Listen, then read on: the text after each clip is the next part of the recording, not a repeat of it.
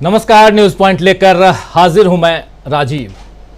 दोस्तों, आपको पता ही है कि मोदी जी सत्ता में अच्छे दिनों का वादा करके आए थे, लेकिन अभी जो खबरें आ रही हैं वो बीजेपी के लिए अच्छी नहीं हैं और ऐसे में सवाल उठने लगे हैं कि क्या मोदी बीजेपी के अच्छे दिन बचा पाएंगे?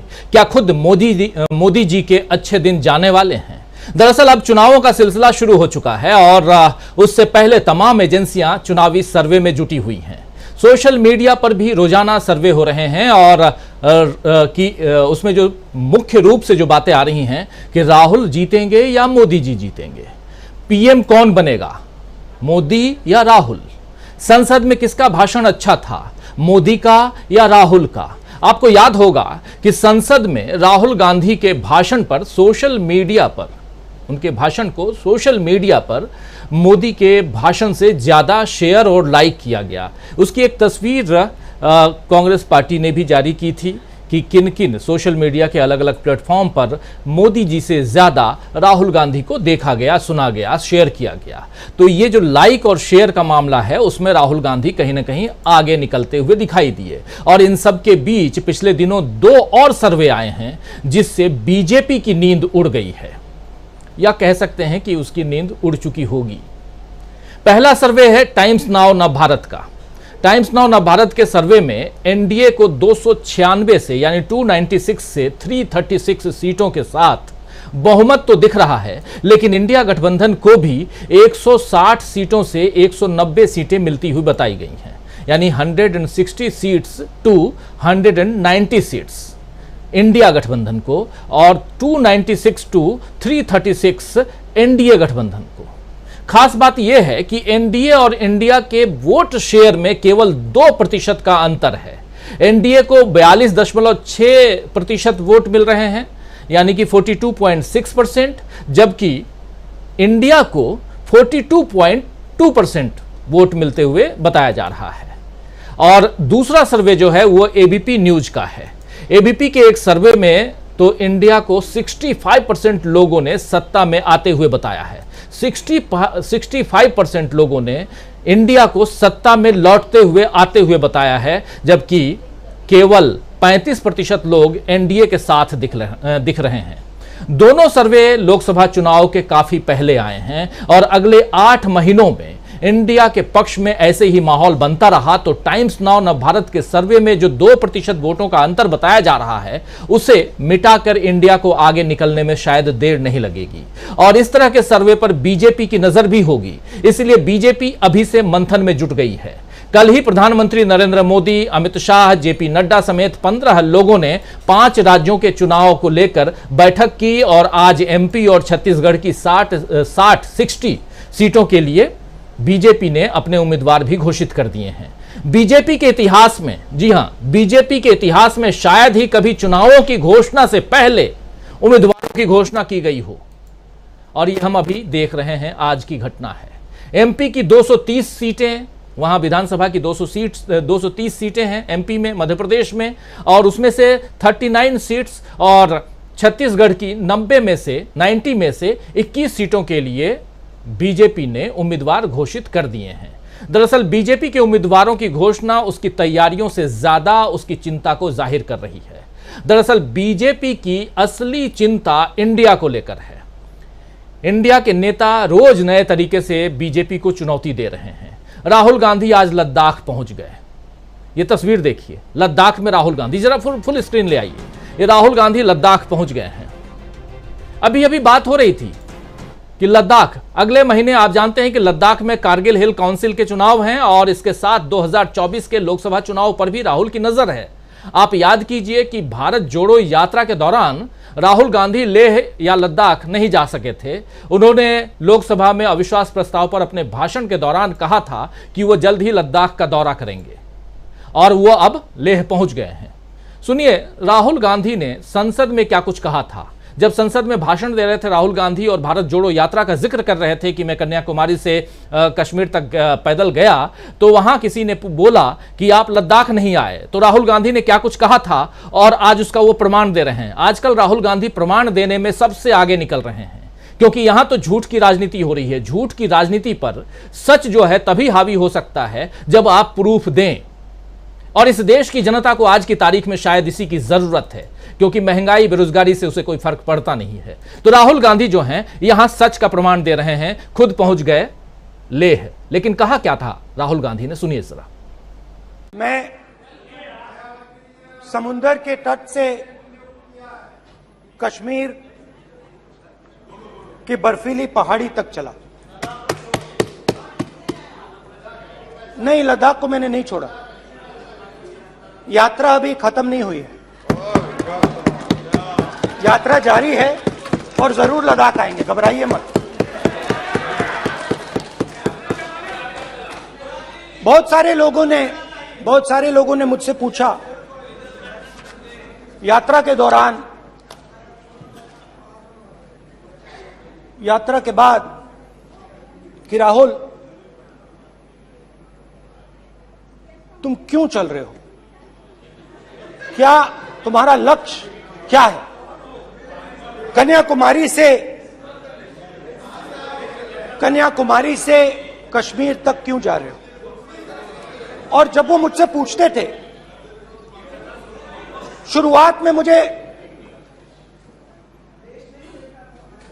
मेरे मुंह से जवाब नहीं निकलता।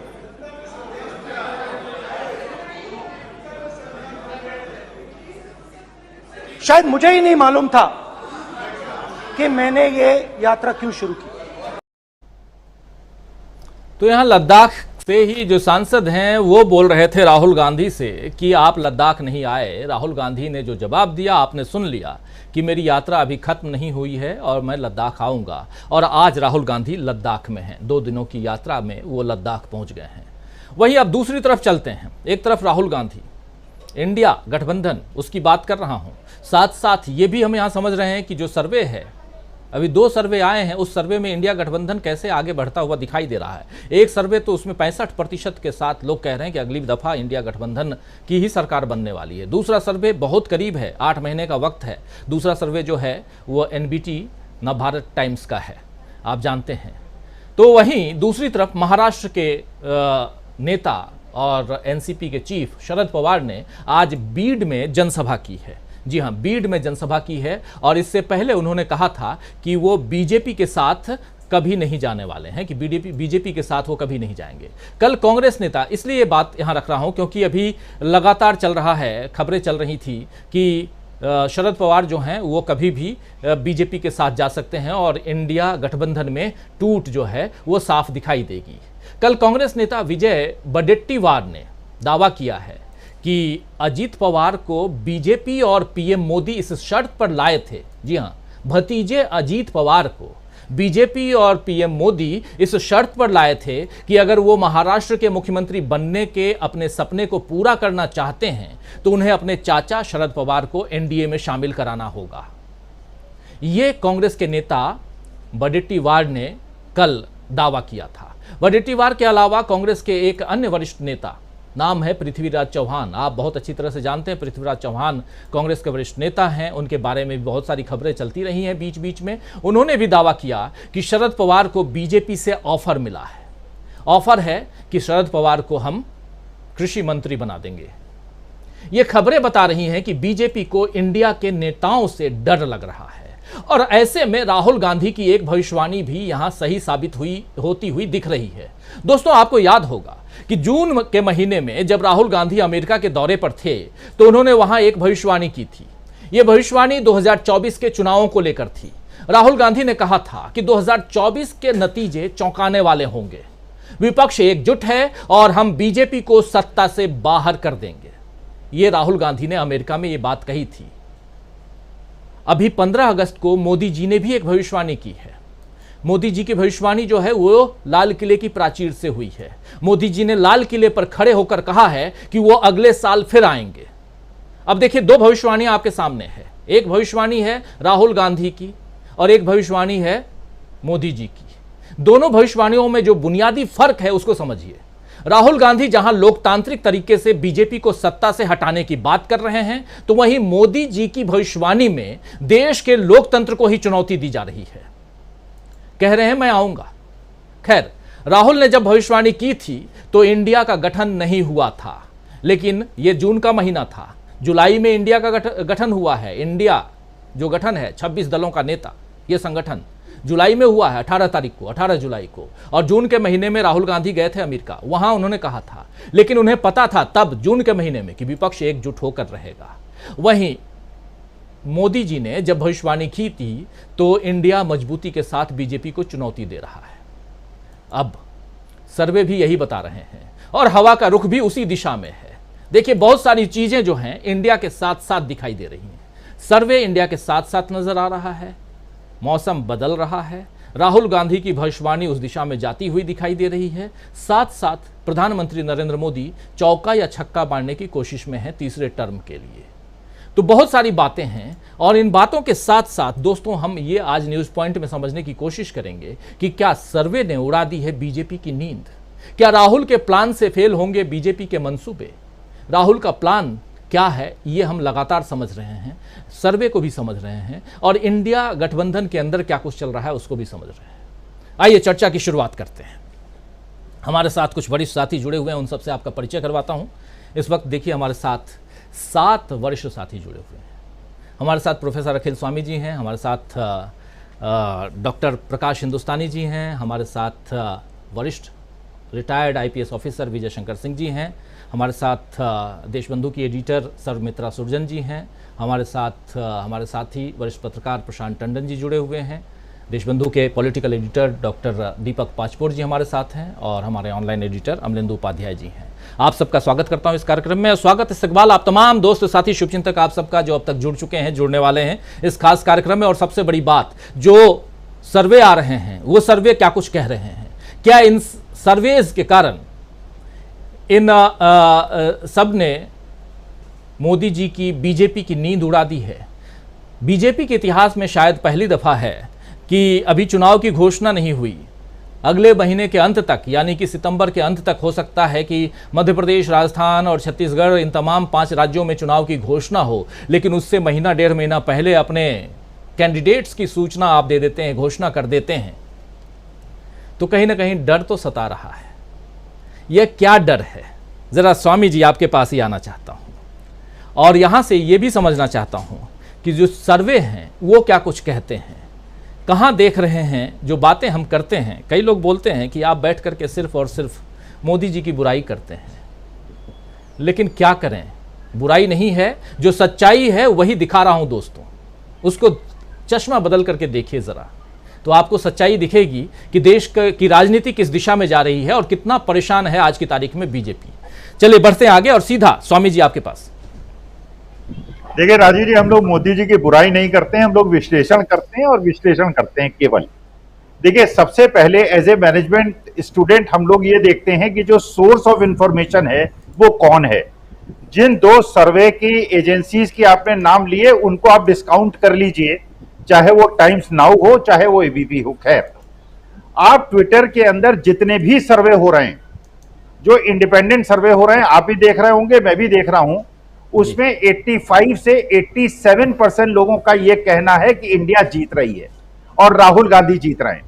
आप ये देखिए, जो कल मैं आप लोगों से निवेदन कर रहा था और आपके श्रोताओं की उसमें प्रतिक्रिया भी मुझे मिली। देखिए, शरद पवार को जिस प्रकार से एक प्रश्न चिन्ह में खड़ा किया गया, इसका मतलब यह है कि एक बताया गया और यह नैरेटिव जो बनाना चाह रहा था एनडीए, वो उल्टा नैरेटिव बन गया इंडिया के फेवर में। इसका मतलब यह है कि आज शरद पवार धनंजय मुंडे की कॉन्स्टिट्यूएंसी में गए और धनंजय मुंडे की कॉन्स्टिट्यूएंसी में उन्हें खुलेआम ये ऐलान किया कि इन जो द्रोही लोग हैं जिन्होंने धोखाधड़ी मेरे साथ की है, इनको आपको चुनाव में हराना है। उन्होंने कहा कि भारतीय जनता पार्टी सामाजिक विद्वेष पैदा कर रही है। इसका मतलब यह है, इन्फरेंस ये ड्रॉ करने की आवश्यकता है कि शरद पवार को और सुप्रिया सुले को अगर जो अफवाहें उड़ाई गई थी वो सच थी, 2 मंत्री पद 8 महीने के लिए मिलना और जो जयंत पाटिल हैं उनको भी मंत्री पद मिलना, इसको ठुकरा कर अगर शरद पवार खुलेआम चेतावनी दे रहे हैं, इसका मतलब यह है कि शरद पवार जैसा परिपक्व नेता यह समझ गया है कि 8 महीने के मंत्रिमंडल के बजाय मुझे 30-40 साल के लिए सुप्रिया सुले को सेटल करना है और सेटल करने के लिए इंडिया की आवश्यकता है। नंबर 1, राजस्थान में देखिए एनडीए ने किस प्रकार अपने घर में खुद आग लगाई। वसुंधरा राजे को जो चुनाव प्रचार समिति है उसमें न रखना और वसुंधरा राजे को किनारे करना, इसका मतलब यह है कि एनडीए ने यह पूरा अपना एक व्यू रचना कर ली है कि किस प्रकार से आत्मघाती कदम उठाना है। दूसरी तरफ आप देखिए, कल आपने बताया कि जो राजेश पायलट पे टिप्पणी की गई, देखिए राजेश पायलट वास्तविकता में ऐसे व्यक्तित्व हैं जिनको किसी जाति के बंधन में नहीं बांधा जा सकता। राजेश पायलट के सभी जाति के लोग उनका इज्जत करते हैं उनकी, क्योंकि वो जिस प्रकार से जनता से मिलते थे और जिस प्रकार से जनता के बीच में एक जननायक की उनकी भूमिका थी, उसमें अशोक गहलोत किस प्रकार से खुलकर सचिन पायलट के साथ आए। तो भारतीय जनता पार्टी ने एक तो वसुंधरा राजे को किनारे करके भारतीय जनता पार्टी के 20% वोट को कम कर दिया और दूसरी तरफ अशोक गहलोत और सचिन पायलट को एक साथ खड़ा करके उन्होंने ये कर दिया कि कांग्रेस को मजबूती दे दी। तो वास्तविकता में जो ये एनडीए और भारतीय जनता पार्टी खुद अपने पैर पे कुल्हाड़ी मार रही है, उससे ये बात बिल्कुल स्पष्ट हो रही है। और जो आप सर्वे देख रहे हैं, अभी सर्वे जो इंडिपेंडेंट सर्वेज हैं जिसमें रिस्पोंडेंट्स पे कोई कंट्रोल नहीं है और जो बिल्कुल चाहे वो एनडीए के लोग हों चाहे वो इंडिया के लोग हों, जो भी अपना उसमें कदम उठा सकती है, कोई भी सर्वे आप ट्विटर का उठा के देख लीजिए, 85 से 87% लोग इंडिया को वोट देने की तैयारी कर रहे हैं। तो मुझे ऐसा लगता है, और एक और चीज जो कल हम लोग डिस्कस कर रहे थे राजीव जी, सीएजी की रिपोर्ट, नितिन गडकरी ने एक पत्र लिखा है प्रधानमंत्री को और नितिन गडकरी को यह शक है, जबकि उन्होंने कहा है कि एक प्रकार से प्रधानमंत्री, क्योंकि यह बड़ा आश्चर्य था हम लोगों के लिए कि सीएजी की रिपोर्ट के कैसे सीएजी की हिम्मत हो गई कि मोदी जी के खिलाफ और एनडीए के खिलाफ उसने ये रिपोर्ट छाप दी। वास्तविकता में ये सीएजी की रिपोर्ट नितिन गडकरी को किनारे लगाने के लिए की गई है। तो एक प्रकार राजस्थान को भी किनारे लगाने का प्रयास है। और शरद पवार ने एक और बात कही है राजीव जी, उन्होंने कहा है कि नरेंद्र दामोदर दास मोदी का वही हाल होगा जो वहां पे फडणवीस साहब का हुआ है। फडणवीस साहब ने भी कहा था कि मैं सत्ता में लौटूंगा, लौट के आऊंगा, और आज वो डिप्टी चीफ बन गए हैं। वही हाल जो नरेंद्र मोदी जी का होगा कि इन्होंने कहा तो है, लेकिन देखिए एक प्रकार से भारतीय जनता पार्टी जितने भी आत्मघाती कदम हो सकते हैं सारी उठा रहे हैं। महाराष्ट्र में नितिन गडकरी को किनारे लगा रहे हैं और यह बात बिल्कुल सच है राजीव जी। आखिरी बात आपसे कहता हूं, नरेंद्र मोदी जी ने आज तक गुजरात को छोड़कर कोई भी विधानसभा चुनाव नहीं जिताया है और नितिन गडकरी को किनारे लगाना महाराष्ट्र के अंदर, देवेंद्र फडणवीस को बढ़ाना और नितिन गडकरी को घटाना और वसुंधरा राजे को किनारे लगाना राजस्थान में, इसका मतलब यह है कि आप गुजरात के माध्यम से राजस्थान और महाराष्ट्र को कंट्रोल करना चाहते हैं, जो कि मुझे ऐसा लगता है बिल्कुल उल्टा कदम होगा। और अब वसुंधरा राजे का जो अगला कदम है उसे हमें वेट करना होगा।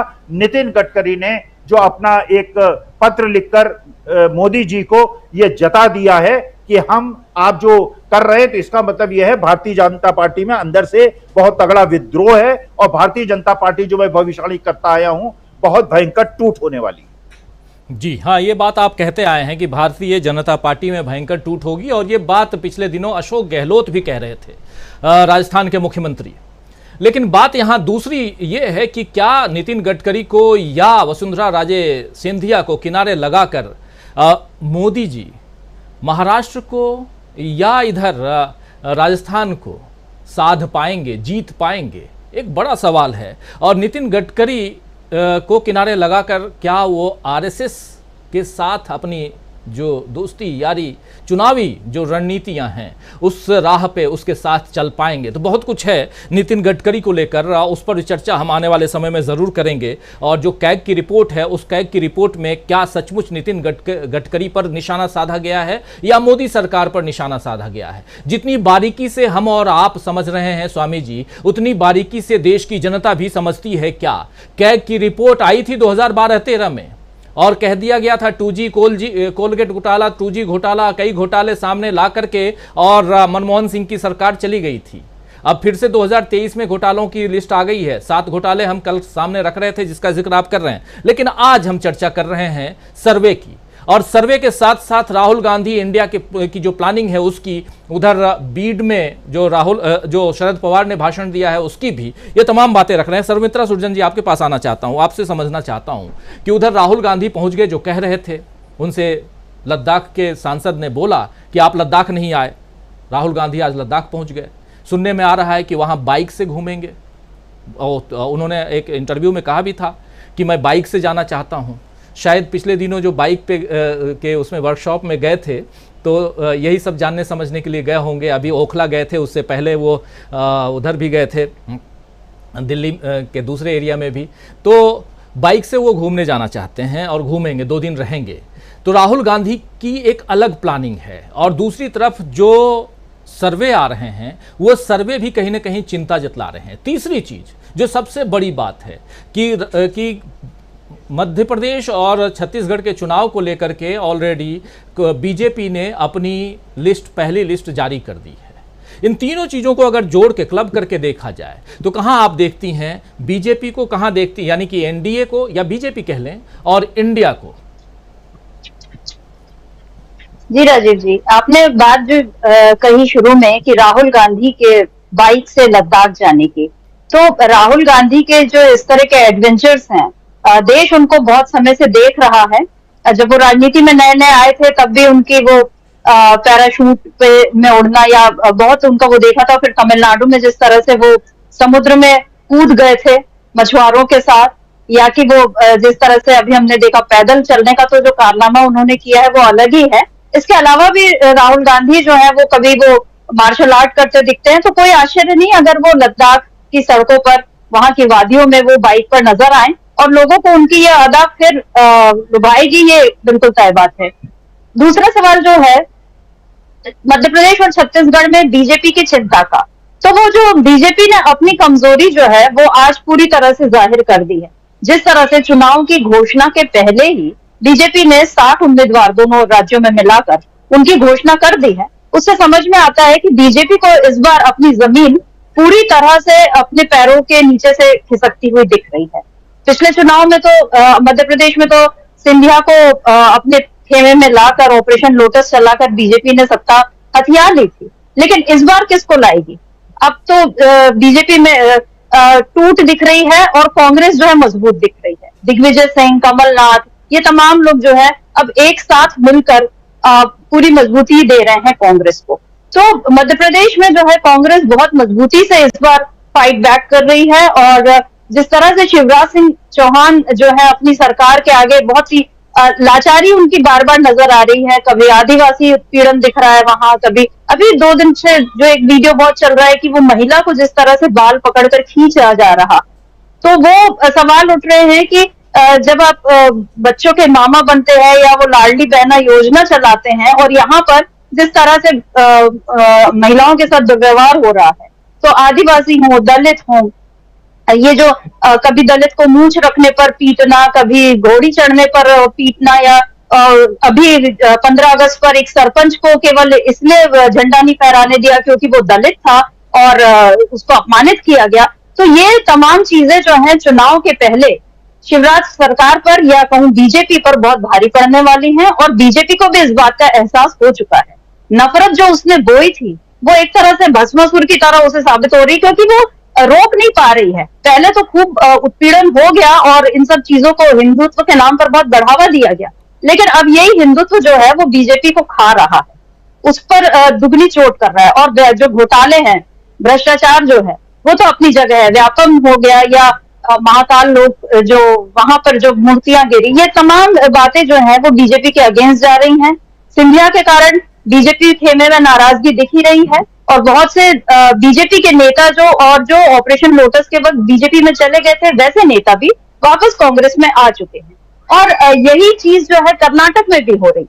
अभी अब कर्नाटक में माफ कीजिए, डीके शिव कुमार ने ऑपरेशन हस्त चलाने वाली जो बात कही है, ऑपरेशन लोटस बीजेपी ने चलाया, मतलब कमल उसका चुनाव चिन्ह है तो ऑपरेशन लोटस हो गया। तो अब कांग्रेस जो है ऑपरेशन हस्त कर रही है, इसका मतलब हाथ को वो प्रमोट कर रही है कि अब वापस आप आ जाओ, और ये घर वापसी कर्नाटक में बड़ी तेजी से हो रही है। तो तो कर्नाटक में तो लोकसभा चुनाव में इसका असर पड़ेगा ही, लेकिन इस बात का असर दूसरे राज्यों पर भी पड़ेगा जहां अभी चुनाव है, क्योंकि अभी कर्नाटक ही ताजा उदाहरण है कि जहां कांग्रेस ने मिलकर अपने सारे मतभेदों को दूर करके बीजेपी को बुरी तरह मात दी थी, जबकि बीजेपी ने वहां पूरी ताकत झोंक दी थी। अब बीजेपी यही ताकत छत्तीसगढ़ में और मध्य प्रदेश में झोंकने जा रही है, लेकिन इसका नुकसान उसे होगा क्योंकि हिंदुत्व अब भस्मासुर की तरह बीजेपी को ही जला जाएगा, ये दिख रहा है। और छत्तीसगढ़ में अभी जो कल की बैठक हुई थी उसमें भी ये हुआ था कि ABCD 4 कैटेगरी में छत्तीसगढ़ को किया गया, और उसमें A कैटेगरी में तो जो कैंडिडेट्स जीते हैं पिछले बार वो हैं, लेकिन B और C और D ये 3 कैटेगरीज में ऐसे उम्मीदवारों, मतलब ये वो सीट्स हैं छत्तीसगढ़ की जहां पर बीजेपी को हार मिली है, एक बार भी जीत नहीं मिली या बड़ी मुश्किल से जीत मिली है। तो बीजेपी अभी से अपनी कमजोरी जो है वो पहचान गई है, लेकिन उसको तो कितना भी दूर करने की कोशिश करे, कांग्रेस जो है इन दोनों राज्यों में काफी मजबूत हो चुकी है। और मुझे लगता है कि चुनाव के नतीजे जो है, अभी जो अनुमान दिख रहा है, जो सर्वे आ रहे हैं, मतलब सर्वे अभी तो लोकसभा चुनाव के हैं, लेकिन जल्दी विधानसभा को लेकर भी यही माहौल बन रहा है कि कांग्रेस वापसी कर रही है और बीजेपी सत्ता से जा रही है। जी, कांग्रेस की वापसी और बीजेपी सत्ता से जा रही है, कहना कितना आसान है, लेकिन जब धरातल पे जब रिजल्ट की बारी आती है तो वहाँ सब कुछ उल्टा पुल्टा हो जाता है। 2019 सामने है, 2014 के बाद 2019 कई सारे इलेक्शन, वो तमाम चीज़ें रही हैं। ज़रा आना चाहता हूँ प्रशांत टंडन जी आपके पास, आपसे समझना चाहता हूँ, एक तरफ राहुल गांधी, चाहे वो बाइक की सवारी करें, चाहे वो वहाँ घोड़े की सवारी, खच्चर की सवारी करें, जो भी करें, लेकिन दूसरी तरफ वो सवारी कहीं ना कहीं जो कर रहे हैं वो लोकतंत्र को मजबूत करने के लिए कर रहे हैं। लोकतंत्र की मजबूती का जो 2 उदाहरण, दो भविष्यवाणियाँ अलग अलग जो शुरुआत में बता रहा था, वो भविष्यवाणियाँ भी बहुत अलग तरह से जो हैं, यानी एक तरफ राहुल गांधी की भविष्यवाणी और दूसरी तरफ मोदी जी की भविष्यवाणी की, आऊँगा तो मैं ही। 3-4 अलग अलग आप याद कीजिए मोदी जी के भाषणों को, एक अकेला सब पर भारी, आऊँगा तो मैं ही, फिर उससे पहले बहुत सारे। तो ये जो चीज़ें हैं ये एक उनके समर्थकों में, मोदी जी के समर्थकों में एक उत्साहवर्धन का काम भी करते हैं, ऐसे मोदी जी के जो बयान होते हैं।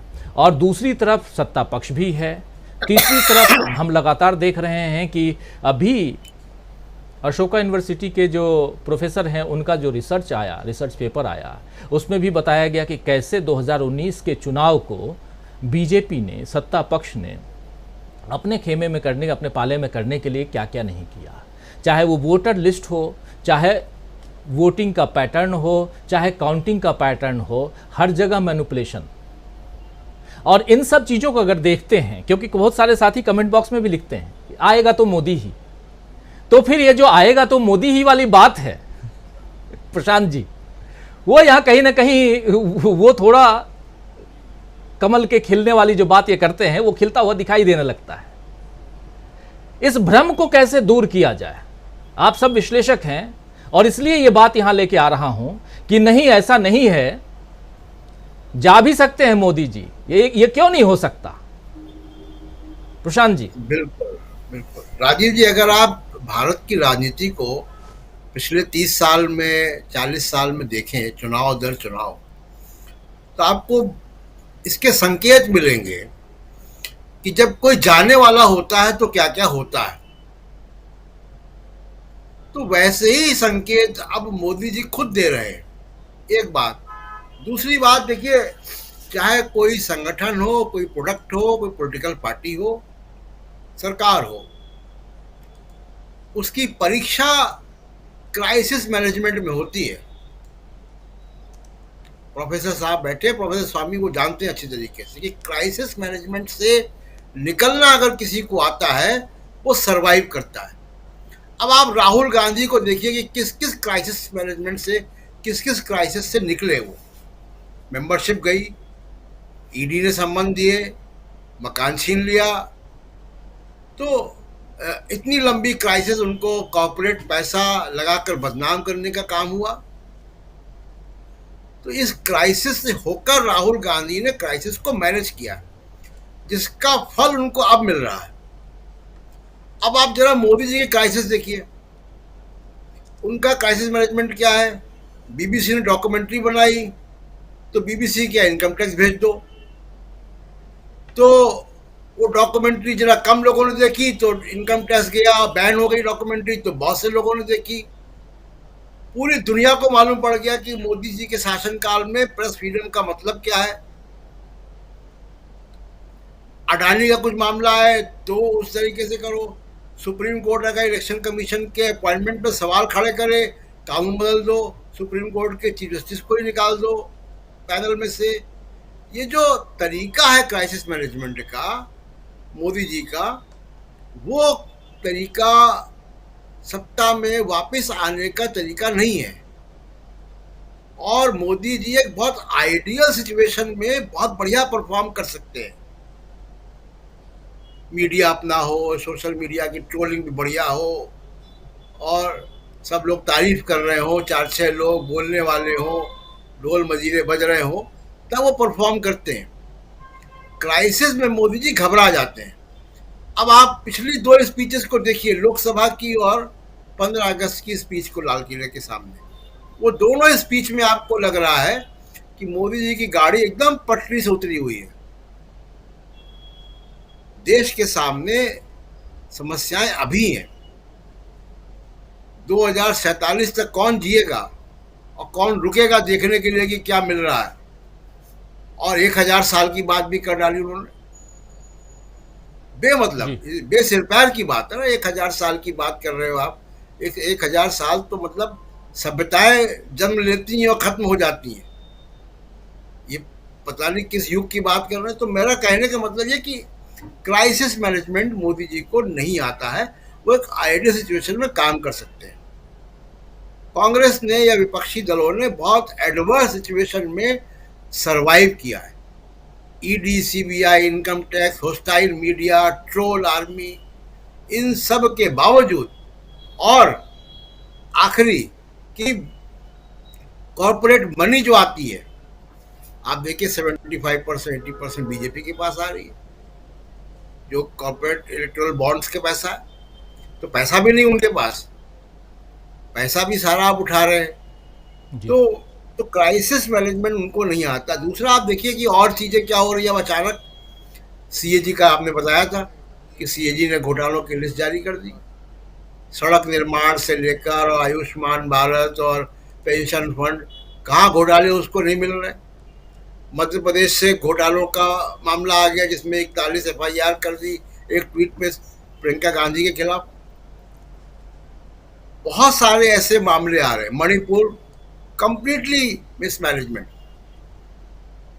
प्रधानमंत्री मोदी जो भी कहें, जो सेना के या पूर्व अधिकारी लिख रहे हैं, लिख रहे हैं, उससे लग रहा है कि कितना बड़ा मिसमैनेजमेंट है मणिपुर के अंदर।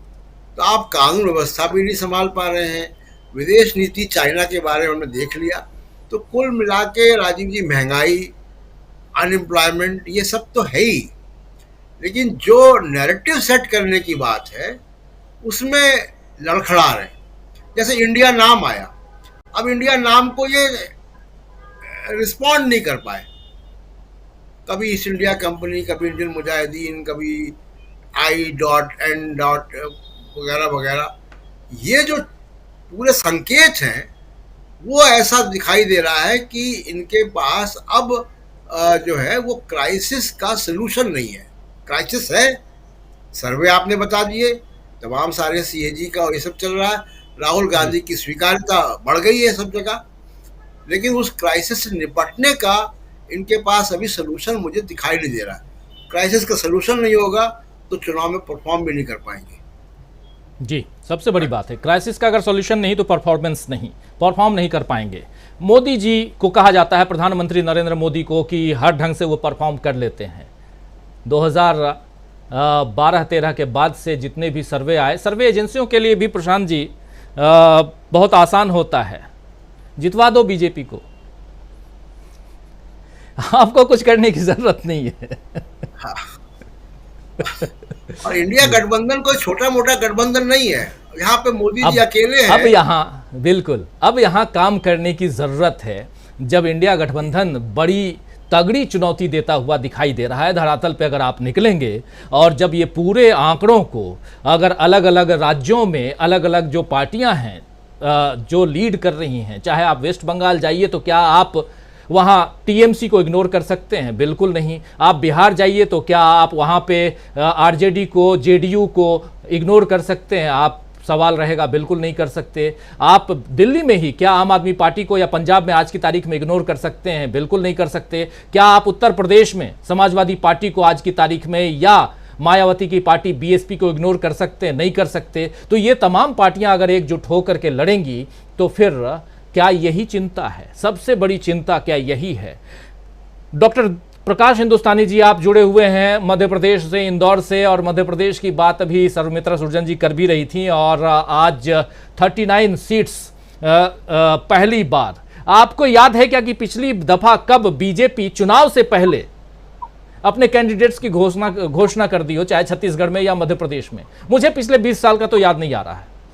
और दूसरी बात ये कि अगर आज ऐसा हुआ है तो यहीं से शुरुआत होती है क्या उस भय, उस डर की जिसका जिक्र हम बार बार कहते हैं, और कई लोग हम पे आरोप लगाते हैं कि तुम तो कांग्रेसी हो, विपक्ष की बात करो तो कांग्रेसी हो, सरकार की योजनाओं का पर्दाफाश करो तो कांग्रेसी हो। भाई क्यों नहीं कहते कि आप आरजेडी वाले हो, आप जेडीयू वाले हो, आप समाजवादी पार्टी वाले हो, आप टीएमसी वाले हो, आप केसीआर के चमचे हो? आप कुछ भी कह दो ना यार। तो ये तमाम बातें होती हैं, इसलिए यहां रख रहा हूं क्योंकि हमारे साथ तमाम साथी जुड़ते हैं और इस चर्चा के भागीदार होते हैं, इसलिए भी कह रहा हूं। तो यहां सीधे सिंपल शब्दों में आपसे भी समझना चाहता हूं कि क्या पहली दफा या इस इतिहास में, 42-43 साल के इतिहास में, एक जबरदस्त दबाव में दिखाई दे रही है बीजेपी? इसीलिए यहां 1.5-2 महीने पहले बीजेपी ने अपने पत्ते खोलने शुरू कर दिए हैं, और लग रहा है कि अब अगर हार गए तो फिर 2024 बचाना मुश्किल होगा, और बार बार पुलवामा नहीं होता है। इस देश के सेना पर हमको, आपको, सबको भरोसा है, इसलिए भी अब पुलवामा नहीं होगा। डॉक्टर प्रकाश हिंदुस्तानी जी। राजीव जी, आप धर्मनिरपेक्ष हो क्या? मेरा जवाब यह भी है कि क्या आप धर्मनिरपेक्ष हो? क्योंकि धर्मनिरपेक्ष होना भी एक गाली हो गया। कांग्रेसी होना तो गाली है ही, धर्मनिरपेक्ष होना भी गाली। दरअसल ऐसी कोई जानकारी नहीं है कि चुनाव के पहले बीजेपी ने अपने उम्मीदवारों की घोषणा की हो। कांग्रेस में यह होता रहा है कि नाम वापसी के दिन तक उम्मीदवारों की सूची जारी नहीं होती थी। कई बार कहा जाता था कि 2-3 लोगों से कहा जाता था कि आप भी नामांकन भर दो, आप भी नामांकन भर दो। उम्मीदवार नामांकन भर देते थे कांग्रेस की ओर से, और किसी एक के पक्ष में चिट्ठी चली जाती थी और उसे टिकट मिलता था, बाकी लोग नाम वापस ले लेते थे। ऐसा कांग्रेस में होता रहा है, लेकिन बीजेपी में ऐसा कभी नहीं हुआ। एक और खास बात यह कि मध्य प्रदेश में जिन 39 सीटों पर बीजेपी ने टिकट की घोषणा की है, उन 39 में से 22 सीटें आरक्षित वर्ग की हैं। यानी 39 में से 22 सीटें आरक्षित वर्ग की है। जिस क्षेत्र में राहुल गांधी ने पदयात्रा की थी, आरक्षित सीटों पर बड़ा ध्यान दिया था कांग्रेस ने, तो बीजेपी देख रही है कि राहुल गांधी क्या कर रहे हैं, मध्य प्रदेश में आए हैं तो क्या कर रहे हैं, कहां गए हैं, और उन्हीं सीटों पर बीजेपी अपना पूरा जोर लगाए हुए है। आपने देखा होगा कि प्रधानमंत्री नरेंद्र मोदी पिछले दिनों आए थे। उन्होंने मध्य प्रदेश सागर में संत रैदास की स्मृति में 100 करोड़ के एक मंदिर की घोषणा की थी, शिलान्यास भी किया था, और ये घोषणा की थी कि इसका उद्घाटन करने भी मैं ही आऊंगा। यानी वो मुतमईन है कि वो ही प्रधानमंत्री बनेंगे, मध्य प्रदेश में बीजेपी की सरकार बनेगी, उन्हें बुलाया जाएगा और वो ही आएंगे। तो ये जो परेशानी है बीजेपी की, ये कई दिनों से है। कल दिल्ली में आपने सुना ही होगा, जानकारी होगी आपको कि कल दिल्ली में बीजेपी की आला कमान की एक बड़ी बैठक हुई, जिसमें प्रधानमंत्री, गृह मंत्री, नड्डा, राजनाथ सिंह, मध्य प्रदेश के मुख्यमंत्री और छत्तीसगढ़ के पूर्व मुख्यमंत्री सहित तमाम राज्यों के प्रभारी थे।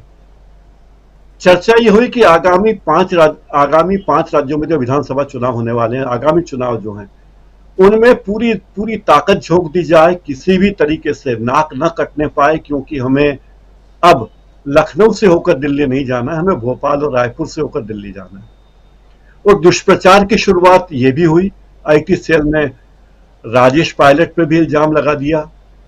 जो व्यक्ति मिजोरम पर बमबारी के बाद जिसे कमीशन किया गया, उस व्यक्ति पर आरोप लगा दिया गया और उद्देश्य यह था कि भारतीय वायुसेना को बेइज्जत किया जाए, क्योंकि बीजेपी का आईटी सेल तो महामानव है। ये सब बातें देखकर मुझे लगता है कि बीजेपी को एहसास है कि बीजेपी के अच्छे दिन जाने वाले हैं, और अच्छे दिन जाने की चिंता उसको वैसे ही है जैसे कि एक जमाने में राजेश खन्ना का बड़ा जलवा था, सुपरस्टार थे, तो इस तरह मोदी जी के भी सुपरस्टार थे राजनीति के। उनको वो टीवी पे आते थे तो लोग घर जाके ढूंढते थे कि किस चैनल पर मोदी जी का भाषण चल रहा है। अब उल्टा है कि अगर मोदी जी दिख जाए किसी चैनल पे तो चैनल बदल देते हैं। तो यही बात है, और इस सर्वे ने बीजेपी की नींद उड़ा दी, तो तय है। और मध्य प्रदेश में जो बीजेपी की बेचैनी है वो ये देखने में आती है कि किस तरह तैयारी की गई। बीजेपी ने पूरे देश के तमाम विधानसभाओं से 230 विधायकों का चयन किया है, और वे 230 विधायक मध्य प्रदेश की 230 विधानसभा सीटों में जाएंगे। उन्हें प्रभारी बनाया गया है। वे वहां उम्मीदवार के चयन से लेकर उम्मीदवार की रणनीति से लेकर उसे जिताने तक का दावा की जिम्मेदारी उन पर होगी। और मध्य प्रदेश में खासकर इंदौर में जो आ रहे हैं वो अधिकतम गुजरात के विधायक हैं, तो गुजरात मध्य प्रदेश का बड़ा कनेक्शन है, इंदौर से गुजरात का बड़ा सीधा कनेक्शन है। तो ये भी देखने में आएगा कि आखिर गुजराती विधायक क्या करते हैं मध्य प्रदेश में। बीजेपी ने एक बात और की है, जहां जहां कांग्रेस के विधायक जीते थे पिछली बार, बीजेपी हारी थी, उन सभी सीटों पर उसने अपनी पूरी ताकत झोंकी है, लेकिन उसे यह नहीं पता कि उसके नीचे से कालीन खिसक रहा है, और वे जिस जमीन पर खड़े हैं वो जमीन उनकी रहने वाली नहीं है।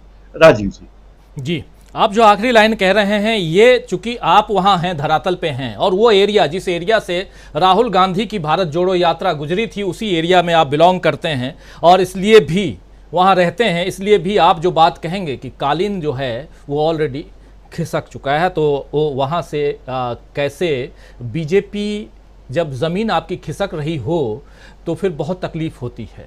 ज़मीन खिसकती हुई उधर राजस्थान में भी दिखाई दे रही है, और उस पर ये जो शुरुआत में प्रोफेसर अखिल स्वामी जी कह रहे थे कि आप वसुंधरा राजे सिंधिया को जो किनारे लगा रहे हैं वो भी आपकी खिसकती हुई ज़मीन को और खिसकाने में कारगर साबित होंगी आने वाले समय में।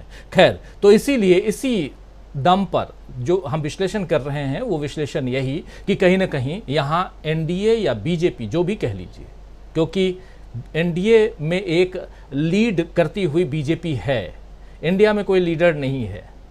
अब मुंबई की मीटिंग में अब क्या होता है वो देखा जाएगा, लेकिन अभी तक, और अगर कोई लीडर इंडिया में दिखाई देता है लीड करता हुआ, तो वो राहुल गांधी जो आज की तारीख में लद्दाख में हैं, जो सदन के अंदर कह रहे थे कि मेरी भारत जोड़ो यात्रा अभी ख़त्म नहीं हुई है। आना चाहता हूं डॉक्टर दीपक पाचपोर जी आपके पास, छत्तीसगढ़ से जुड़े हुए हैं। छत्तीसगढ़ का हाल बहुत अच्छी तरह से आप जानते हैं, लेकिन मैं एक मोटा मोटी पूरे हिंदुस्तान के परिदृश्य को और ख़ासकर जो सर्वे आया है उस पर आपका मत जानना चाहूँगा, आपका विश्लेषण जानना चाहूँगा। इसलिए भी क्योंकि दो सर्वे है, एक सर्वे में मात्र 2% का अंतर बताया जा रहा है, और सबसे बड़ी चीज़ है कि ये दोनों सर्वे जो हैं वो किस मीडिया के हैं, जिस मीडिया के बारे में कहा जाता है कि मैनिपुलेशन बहुत ज़्यादा है, और उस मीडिया में अगर ये दिखाया जा रहा है तो ये अंतर हो सकता है कि और भी ज़्यादा हो, और सर्वे की तरफ न भी जाएं तब भी धरातल की स्थिति, राहुल गांधी को आप देख रहे हैं, उनकी राजनीति, और जो कुछ इंडिया के, क्योंकि कल से बहुत सारी बातें इंडिया को लेकर भी चल रही हैं, उधर शरद पवार को लेके अलका लांबा ने कुछ कह दिया तो उसको लेके, अलका लांबा को लेकर के भी बात करेंगे, आगे थोड़ा बढ़ेंगे तो, लेकिन पहले आपकी बात इस पर समझना चाहता हूं, सुनना चाहता हूं। जो कुछ भी हो रहा है उसको ये ना मान लिया जाए कि भारतीय जनता पार्टी बहुत डरी हुई है, बल्कि इंडिया को चाहिए कि इन चीजों को भी उतनी ही गंभीरता से ले। देखिए, जब भी राजनीतिक निर्णय कोई भी भारतीय जनता पार्टी लेती है तो वो अपने बाकी चीजों को भी ध्यान में रख के करती है। चुनाव आयोग जो होता है वो भी देखता है कि भारतीय जनता पार्टी की सुविधा के अनुसार कब चुनावों को किया जाए, कब उसके मतदान की तिथियां की जाए। हमने पिछला इतिहास भी देखा है, जब से पिछले कुछ समय से जब से जो केंद्रीय चुनाव आयोग जो है वो भारतीय जनता पार्टी और केंद्र सरकार के इशारे पर काम कर रहा है। अब ये कोई खुली बात नहीं है, इसमें हम कोई आरोप नहीं लगा रहे हैं। आरोप अगर है भी तो मान लिया जाए कि हाँ ये आरोप ही है, और ये बात सही भी है कि जब अंतिम समय में इन लोगों के बड़ी बड़ी सभाएं खत्म हो जाती हैं, उनके बाद आचार संहिता लगाई जाती है। पहली बात तो यह है कि जहां तक इसकी बात है कि बहुत जल्दी अभी ये पहली बार हुआ है कि इतने सारे उम्मीदवारों की घोषणा इतने जल्दी क्यों कर दी गई। इसका मतलब ये भी लिया जाना चाहिए कि भारतीय जनता पार्टी जो है वो कोई भी चांस नहीं लेना चाहती। अगर इंडिया केवल ये मान के चले कि देखिए हमने बीजेपी को डरा दिया, वो बहुत जल्दी चुनाव की घोषणा होने के पहले ही इस तरीके से उम्मीदवारों की घोषणा कर रही है, तो ऐसा नहीं है। एक लंबी तैयारी जो है भारतीय जनता पार्टी इन सभी राज्यों में करने जा रही है। यहां पर भी जो उन्होंने किया है, जो मैं यहाँ पे सूची देख रहा था छत्तीसगढ़ की, मध्य प्रदेश के बारे में तो प्रकाश जी ज्यादा अच्छा बता सकते हैं। उसमें पूरा का पूरा जाति समीकरण को ख्याल में रखा गया है। ABCD कैटेगरी जो है वो तो अपनी जगह पर है ही है। उसमें उन्होंने किया है कि जहां ज्यादा बार भारतीय जनता पार्टी जीतती रही है, हमेशा जीतती रही है, तो उसको A में डाल दिया है। और आखिरी वाली वो है जहां कहीं भारतीय जनता पार्टी कभी जीती ही नहीं, तो उनका ABCD जो है वो पूरा का पूरा बहुत ही, एक तरह से मैं कह सकता हूं, इसको चाहे तारीफ मानी जाए चाहे जो भी जाए, लेकिन बड़ा ही रणनीतिक तरीके से वो आगे बढ़ रहे हैं। इसको अगर कोई भी विपक्षी दल, मतलब भारतीय जनता पार्टी का विपक्षी दल मुख्य रूप से जो इंडिया है या कांग्रेस है यहाँ इन राज्यों में, अगर उसको बहुत हल्के में ले रहे हैं तो मुझे लगता है कि वो गलती कर सकते हैं। उनको भारतीय जनता पार्टी की हर चाल पे, हर सीट पे, हर उम्मीदवार पे, हर बूथ पे और हर जगह ध्यान रखना होगा। क्योंकि देखिए ये जानते हैं, कांग्रेस बीजेपी भी जानती है कि मोदी के लिए और भारतीय जनता पार्टी के लिए 2024 की राह बहुत सरल नहीं है। तो ऐसा नहीं होगा कि वो मैदान को खाली छोड़ देंगे, वो बहुत गंभीरता से आगे बढ़ रहे हैं। दूसरी बात जो गडकरी वाली बात है, याद कीजिए लगभग 1.5 साल पहले नागपुर के एक अखबार में एक साक्षात्कार छपा था, जिसमें साक्षात्कार देने वाले का नाम नहीं था, लेकिन इशारे से लोग जान गए थे कि यह साक्षात्कार किसने दिया था। उस नेता ने कहा था मैं जब भी चाहे मोदी की सरकार को गिरा सकता हूं, मेरे पास इतने सांसद हैं। और सारे उस समय भी जो है लोगों का एक ऐसा शक था, इशारा जो था वो नितिन गडकरी की ओर गया था, हालांकि उन्होंने भी इनकार किया या कुछ शायद उन्होंने बहुत स्पष्ट नहीं किया। तो नितिन गडकरी एक बहुत बड़ी ताकत तो है, वो कभी भी चुनाव तो पहली बार इस समय जीते हैं, वरना वो तो हमेशा विधान परिषद में 1900 मेरे ख्याल से 88 के आसपास से आ रहे हैं, वहां की ग्रेजुएट कॉन्स्टिट्यूंसी से जीतते हैं, RSS के बहुत नजदीक है। यहां तक कि जब उनको शायद 89 में शायद 97 वगैरह में उन्हें जब भारतीय जनता पार्टी का अध्यक्ष बनाया गया था, तो उस समय लोगों को आश्चर्य हुआ था, सॉरी 2012 में शायद बनाया गया था, तो लोगों को आश्चर्य हुआ था कि ये व्यक्ति को कहां से अध्यक्ष बनाया गया, लेकिन वो RSS के बड़े करीब के नेता है। और ये जो जिस व्यक्ति ने इस समय जो CAG जो है, वो ख्याल कीजिए उसका वो उस ब्यूरोक्रेट का रिकॉर्ड क्या है। वो जो है गुजरात कैडर का आदमी है, वो मोदी के बहुत नजदीक का आदमी है। आप क्या सोचते हैं कि मोदी सरकार के भ्रष्टाचार को कोई CAG इतने आसानी से, जब सारी सरकारी संस्थाएं चूप बोल चुकी हैं और किसी प्रकार का मुंह नहीं खोलती, उस समय CAG अगर ये 1 नहीं 2 नहीं 7 घोटाले की लिस्ट देता है, तो क्या वो मोदी सरकार के इशारे के बिना या उसकी स्वीकृति के बिना ऐसे जाहिर किया गया होगा? इसके पीछे बहुत बड़ा जो राज है, और उसमें सबसे प्रमुखता से सड़क निर्माण में भ्रष्टाचार की बात हुई है। तो गडकरी जो है वो एक संभावित उम्मीदवार हो सकते हैं मोदी के खिलाफ, अगर 5 राज्यों में भारतीय जनता पार्टी जो है बहुत अच्छा परफॉर्मेंस नहीं कर सकती, तो मोदी जो है वो गडकरी को अभी से ठिकाने लगाने की ये कोशिश कर रहे हैं। ये बिल्कुल प्रयास नहीं है, ये पूरा का पूरा एक डिजाइन किया हुआ है, ये हो सकता है।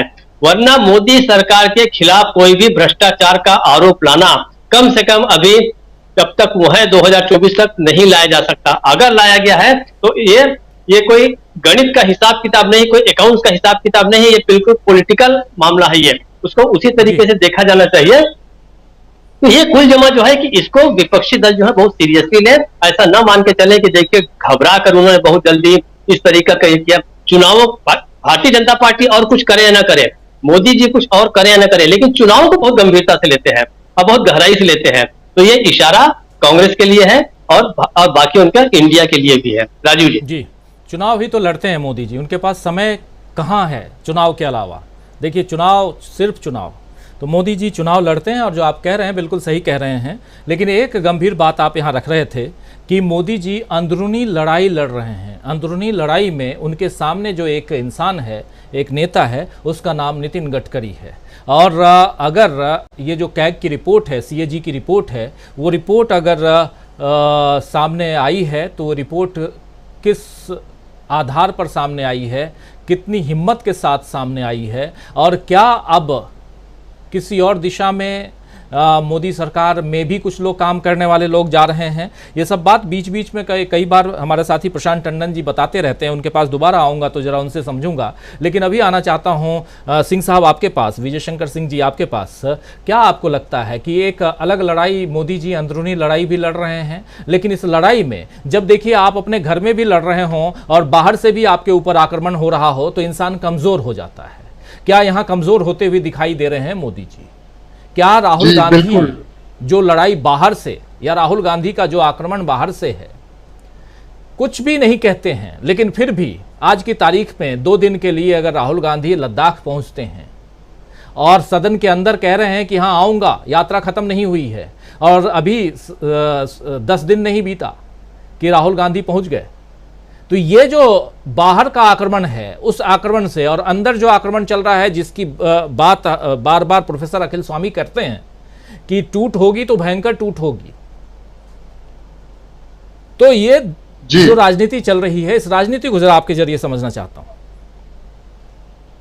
जी, जहां तक राहुल गांधी की लद्दाख यात्रा का प्रश्न है, उन्होंने पार्लियामेंट में कहा भी कि मैं लद्दाख आऊंगा और लद्दाख गए भी। निश्चित रूप से राहुल गांधी को जनता इस समय जितनी गंभीरता से सुन रही है, पढ़ रही है और देख रही है, उतनी गंभीरता से मोदी जी न देखे जा रहे हैं, न पढ़े जा रहे हैं, न सुने जा रहे हैं। राहुल गांधी के बारे में एक चीज ये भी होती जा रही है कि उनकी विश्वसनीयता बढ़ती जा रही है, और विश्वसनीयता में ये परिवर्तन भारत जोड़ो यात्रा के बाद से शुरू हुआ है, जब उन्होंने अपनी जो जो बातें कही उन बातों पर उन्होंने अमल किया और वो गए। जैसे मैं लद्दाख जाऊंगा, वो छोटी सी बात है। ट्रेजरी बेंच से एक सवाल उठा कि आप लद्दाख जाएंगे, और उन्होंने कहा नहीं मैं लद्दाख जाऊंगा, और आज वो लद्दाख में है। अब वो वहां मोटरसाइकिल से घूमते हैं कि याक पर घूमते हैं, जो भी करते हैं, जो उनका प्रोग्राम है वो है। तो जनता पिछले 9 सालों से शुरुआती के 2-3 साल छोड़कर मोदी जी के प्रति जिस अविश्वसनीयता की शिकार हो चुकी है, उसमें राहुल गांधी की यह विश्वसनीयता एक सुखद बयार की तरह से है।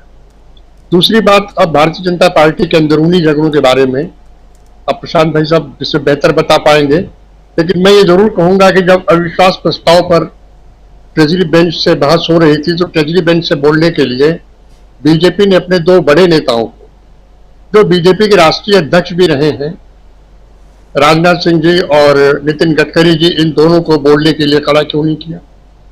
जिन्होंने बोला वे भारतीय जनता पार्टी के 2 दर्जे के लोग थे, जैसे निशिकांत दुबे हो, स्मृति ईरानी हो, या वो एकनाथ शिंदे के सुपुत्र जो थे वो बोले, किरण रिजिजू बोले। ये उस कैटेगरी या उस स्तर के नेता नहीं है जिस स्तर पर राजनाथ सिंह या ये नितिन गडकरी आते हो। तो निश्चित रूप से घर के अंदर कुछ न कुछ है, और आज वसुंधरा राजे को इस तरह से चुनाव समिति कमेटी से हटाया गया है, इसका भी असर वहां पड़ेगा। कितना पड़ेगा, क्या पड़ेगा, ये तो राजस्थान के मामले में जो जानकारी रखते हैं वो बता पाएंगे। लेकिन मैं आपके इसी प्रोग्राम पर आने के पहले एक वीडियो देख रहा था, उसमें साफ साफ राजस्थान के ये पत्रकार बता रहे थे कि इसका असर बहुत विपरीत पड़ेगा। उन्होंने एक बात और कही, उन्होंने कही कि मोदी जी के साथ एक प्रॉब्लम यह है कि वो अपने से वरिष्ठ किसी भी राजनीतिक नेता को पसंद नहीं करते। ये उनकी हीन भावना है, ये उनका इन्फीरियरिटी कॉम्प्लेक्स है। इसीलिए नितिन गडकरी जो उनसे सीनियर हैं, राजनाथ सिंह उनसे सीनियर हैं, शिवराज सिंह चौहान उनसे सीनियर हैं, ये वसुंधरा राजे सिंधिया उनसे सीनियर हैं, और भी जो सीनियर नेता होंगे उनको रिलीज नहीं करते और उन्हें किसी न किसी तरीके से दाएं बाएं किए रहते हैं। निश्चित रूप से भारतीय जनता पार्टी के अंदर एक इस तरह की सोच भी चल रही है कि अगर 2024 में नरेंद्र मोदी हार जाते हैं तो उसके बाद क्या स्थिति होगी। निश्चित रूप से भारतीय जनता पार्टी के अंदर स्थिति ये होगी कि अगर अच्छी बहुमत नहीं मिलता है, बिल्कुल नहीं मिलता है, और सीटें बहुत कम आती हैं, तब तो कोई बात नहीं। लेकिन अगर सीटें इतनी आती हैं जिनको बाकी एलाइज सपोर्ट कर सकते हैं, तो बहरहाल नरेंद्र मोदी तो नहीं आने से रहे, क्योंकि इन पर किसी का विश्वास नहीं है और इन्होंने अपनी विश्वसनीयता सारे एनडीए के जो पुराने सहयोगी हैं तो सबके साथ इन्होंने खो दिया है। अब रहा सवाल भाजपा के अंदर अंदरूनी चीजों की, तो निश्चित रूप से कुछ न कुछ ऐसा पक रहा है जो आगे आएगा। मेरा ये कहना है कि नरेंद्र मोदी जी जो अपनी विश्वसनीयता खो चुके, वो विश्वसनीयता चाहे गवर्नेंस का मामला हो, चाहे मणिपुर जैसी बात हो, चाहे नू हिंसा की बात हो, चाहे जम्मू कश्मीर की बात हो, किसी भी ऐसे मुद्दे पर इनका कोई भी ऐसा बयान नहीं आया जो लोगों को आश्वस्त करता दिखे। ये सदन में कहते हैं कि मणिपुर पर सूरज निकलेगा और मणिपुर में रोज हत्याएं हो रही, कभी कभी धर्मनिरपेक्षता की बात करते हैं, कभी सबका साथ सबका विकास की बात करते हैं। नूह और गुरुग्राम में ऐसी हिंसा होती है, और गुरुग्राम में वर्ल्ड साइबर कैपिटल के रूप में माना जाता है, लोग उसको इंडिया का, लोग उससे काफी जुड़े हुए हैं, उनकी बातें भी बाहर जब फैल रही हैं। दूसरे विदेशों में जो उनकी स्थिति बनी है, चाहे न्यूयॉर्क गए हों, चाहे फ्रांस गए हों, चाहे लंदन गए हों, जहां जहां गए हों उनको विरोध का सामना करना पड़ा है। आएगा तो मोदी ही, ये हम भी सुनते रहते हैं, लेकिन जो कहता है वो भी इसे एक मुस्कुराहट के साथ कहता है, तो मुस्कुराहट के साथ हम भी लेते हैं। उसे ये नहीं पता कि मोदी कैसे आएगा, लेकिन वो कहता आएगा तो मोदी। और मैं डॉक्टर पचमोर के साहब की बात से सहमत हूं कि जिस तरीके से सीएजी ने 9 साल बाद निद्रा तोड़ी है और अचानक उसे ऐलान हुआ है कि सड़क के मामले में बड़ा तगड़ा घोटाला हुआ है, ये भी कोई न कोई सोची समझी साजिश होगी, जो भी होगा 2-4 दिन में आ जाएगा। मेरा एक बात कहकर मैं ये अपनी बात खत्म करूंगा कि भारतीय जनता पार्टी, विशेषकर नरेंद्र मोदी जी, एक विश्वसनीयता के संकट से भी गुजर रहे हैं, और अब जनता के बीच ये बात साफ साफ होती जा रही है कि उन्होंने अच्छे दिन के लालच में एक ऐसे नेता को चुना है तो जिनका कोई भी भाषण बिना झूठ के पूरा नहीं होता है, कोई भी भाषण गलत फैक्ट के बिना पूरा नहीं होता है, कोई भी भाषण लफाशी के बिना पूरा नहीं होता है। तो जब विश्वसनीयता का संकट आ जाता है तो फिर जनता आपको इनकार करने लगती है। आज भले न दिखे, लेकिन जब वोट पड़ेंगे तो वो दिखेगा। जी, वोट पड़ते वक्त ये सब कुछ दिखता है, लेकिन एक और भी बात है कि ये जब वोट पड़ते हैं तो उसमें कितनी ईमानदारी है। अब यहाँ से सवाल उठता है कि क्या ईवीएम, वोटर लिस्ट, वोटिंग का दिन और काउंटिंग का दिन, इस पर बात नहीं होनी चाहिए। और यही बात तो रख रहे थे अशोका विश्वविद्यालय के प्रोफेसर सब्यसाची दास, जिनको नौकरी से बाहर निकलना पड़ा, इस्तीफा देना पड़ा। और इस पर भी बात होनी चाहिए कि क्या ये पूरे पैटर्न को अगर देखिए तो यूपी का चुनाव हो, विधानसभा चुनाव हो, या दूसरे राज्यों के विधानसभा चुनाव हो, लोकसभा के चुनाव हो, और जो वोटर लिस्ट तैयार होते हैं उस लिस्ट में आपके नाम हैं कि नहीं हैं, अभी से आप लोग उन सब चीज़ों की खोजबीन करना शुरू कर दीजिए, छानबीन करना शुरू कर दीजिए। क्योंकि चुनाव के वक्त आपके वोट कोई और डाल के चला जाए तो ये भी एक घोटाला है। यहाँ जब घोटालों सीएजी की बात आ रही है, वो घोटाले जो हैं वो उजागर नहीं होंगे। कोई सीएजी वो घोटाला लेके सामने नहीं आएगा कि आपके लिस्ट में आपका नाम है या नहीं है। वोटर लिस्ट में आपका नाम है कि नहीं है, ये आप ज़रूर देखिए, ये भी ज़रूरत है। और ईवीएम की बात तो होगी ही। 19 लाख ईवीएम गायब है और उसको लेकर याचिका है सुप्रीम कोर्ट में, उसकी बात भी होगी। तो चुनाव है और ये सब सारी बातें यहाँ इसलिए कह रहा हूँ क्योंकि हम और आप मिलकर के ही सरकार बनाते हैं। किसी को अगर ये भ्रम है कि वो खुद सरकार है तो ये गलतफहमी में ना रहे, क्योंकि जनता सरकार बनाती है और एक से 140 करोड़ बनता है। खैर, आना चाहता हूँ अमलेंदु उपाध्याय जी आपके पास, आपसे समझो जरा ये जो सर्वे है वो क्या कुछ कहते हैं और इसमें राहुल गांधी की कितनी भूमिका है। 2% मात्र अंतर, और दूसरी तरफ कहा जा रहा है कि नहीं जी जीतेगा तो इंडिया जीतेगा, 65% लोग कह रहे हैं, 35% सिर्फ एनडीए के साथ हैं। राजीव जी, असल में ये सर्वे जो है वो अब शुरू हुए हैं और मुझे लगता है कि 2024 तक आते आते 24 सर्वे जो है वो और आ जाएंगे कुल मिला के। अभी शुरुआत हुई है, जो एक प्रक्रिया होती है और जो एक मोडस ऑपरेंडी भी आप समझ सकते हैं सर्वे की। अभी बताया जाएगा कि इंडिया आगे है, कभी बताया जाएगा टक्कर है, और 2024 का चुनाव आते आते फिर बताया जाएगा कि इंडिया ने ये गलती कर दी और मोदी जी ने ये कमाल कर दिया, तो इसलिए एनडीए जो है % वोटों से आगे पहुंच गया है।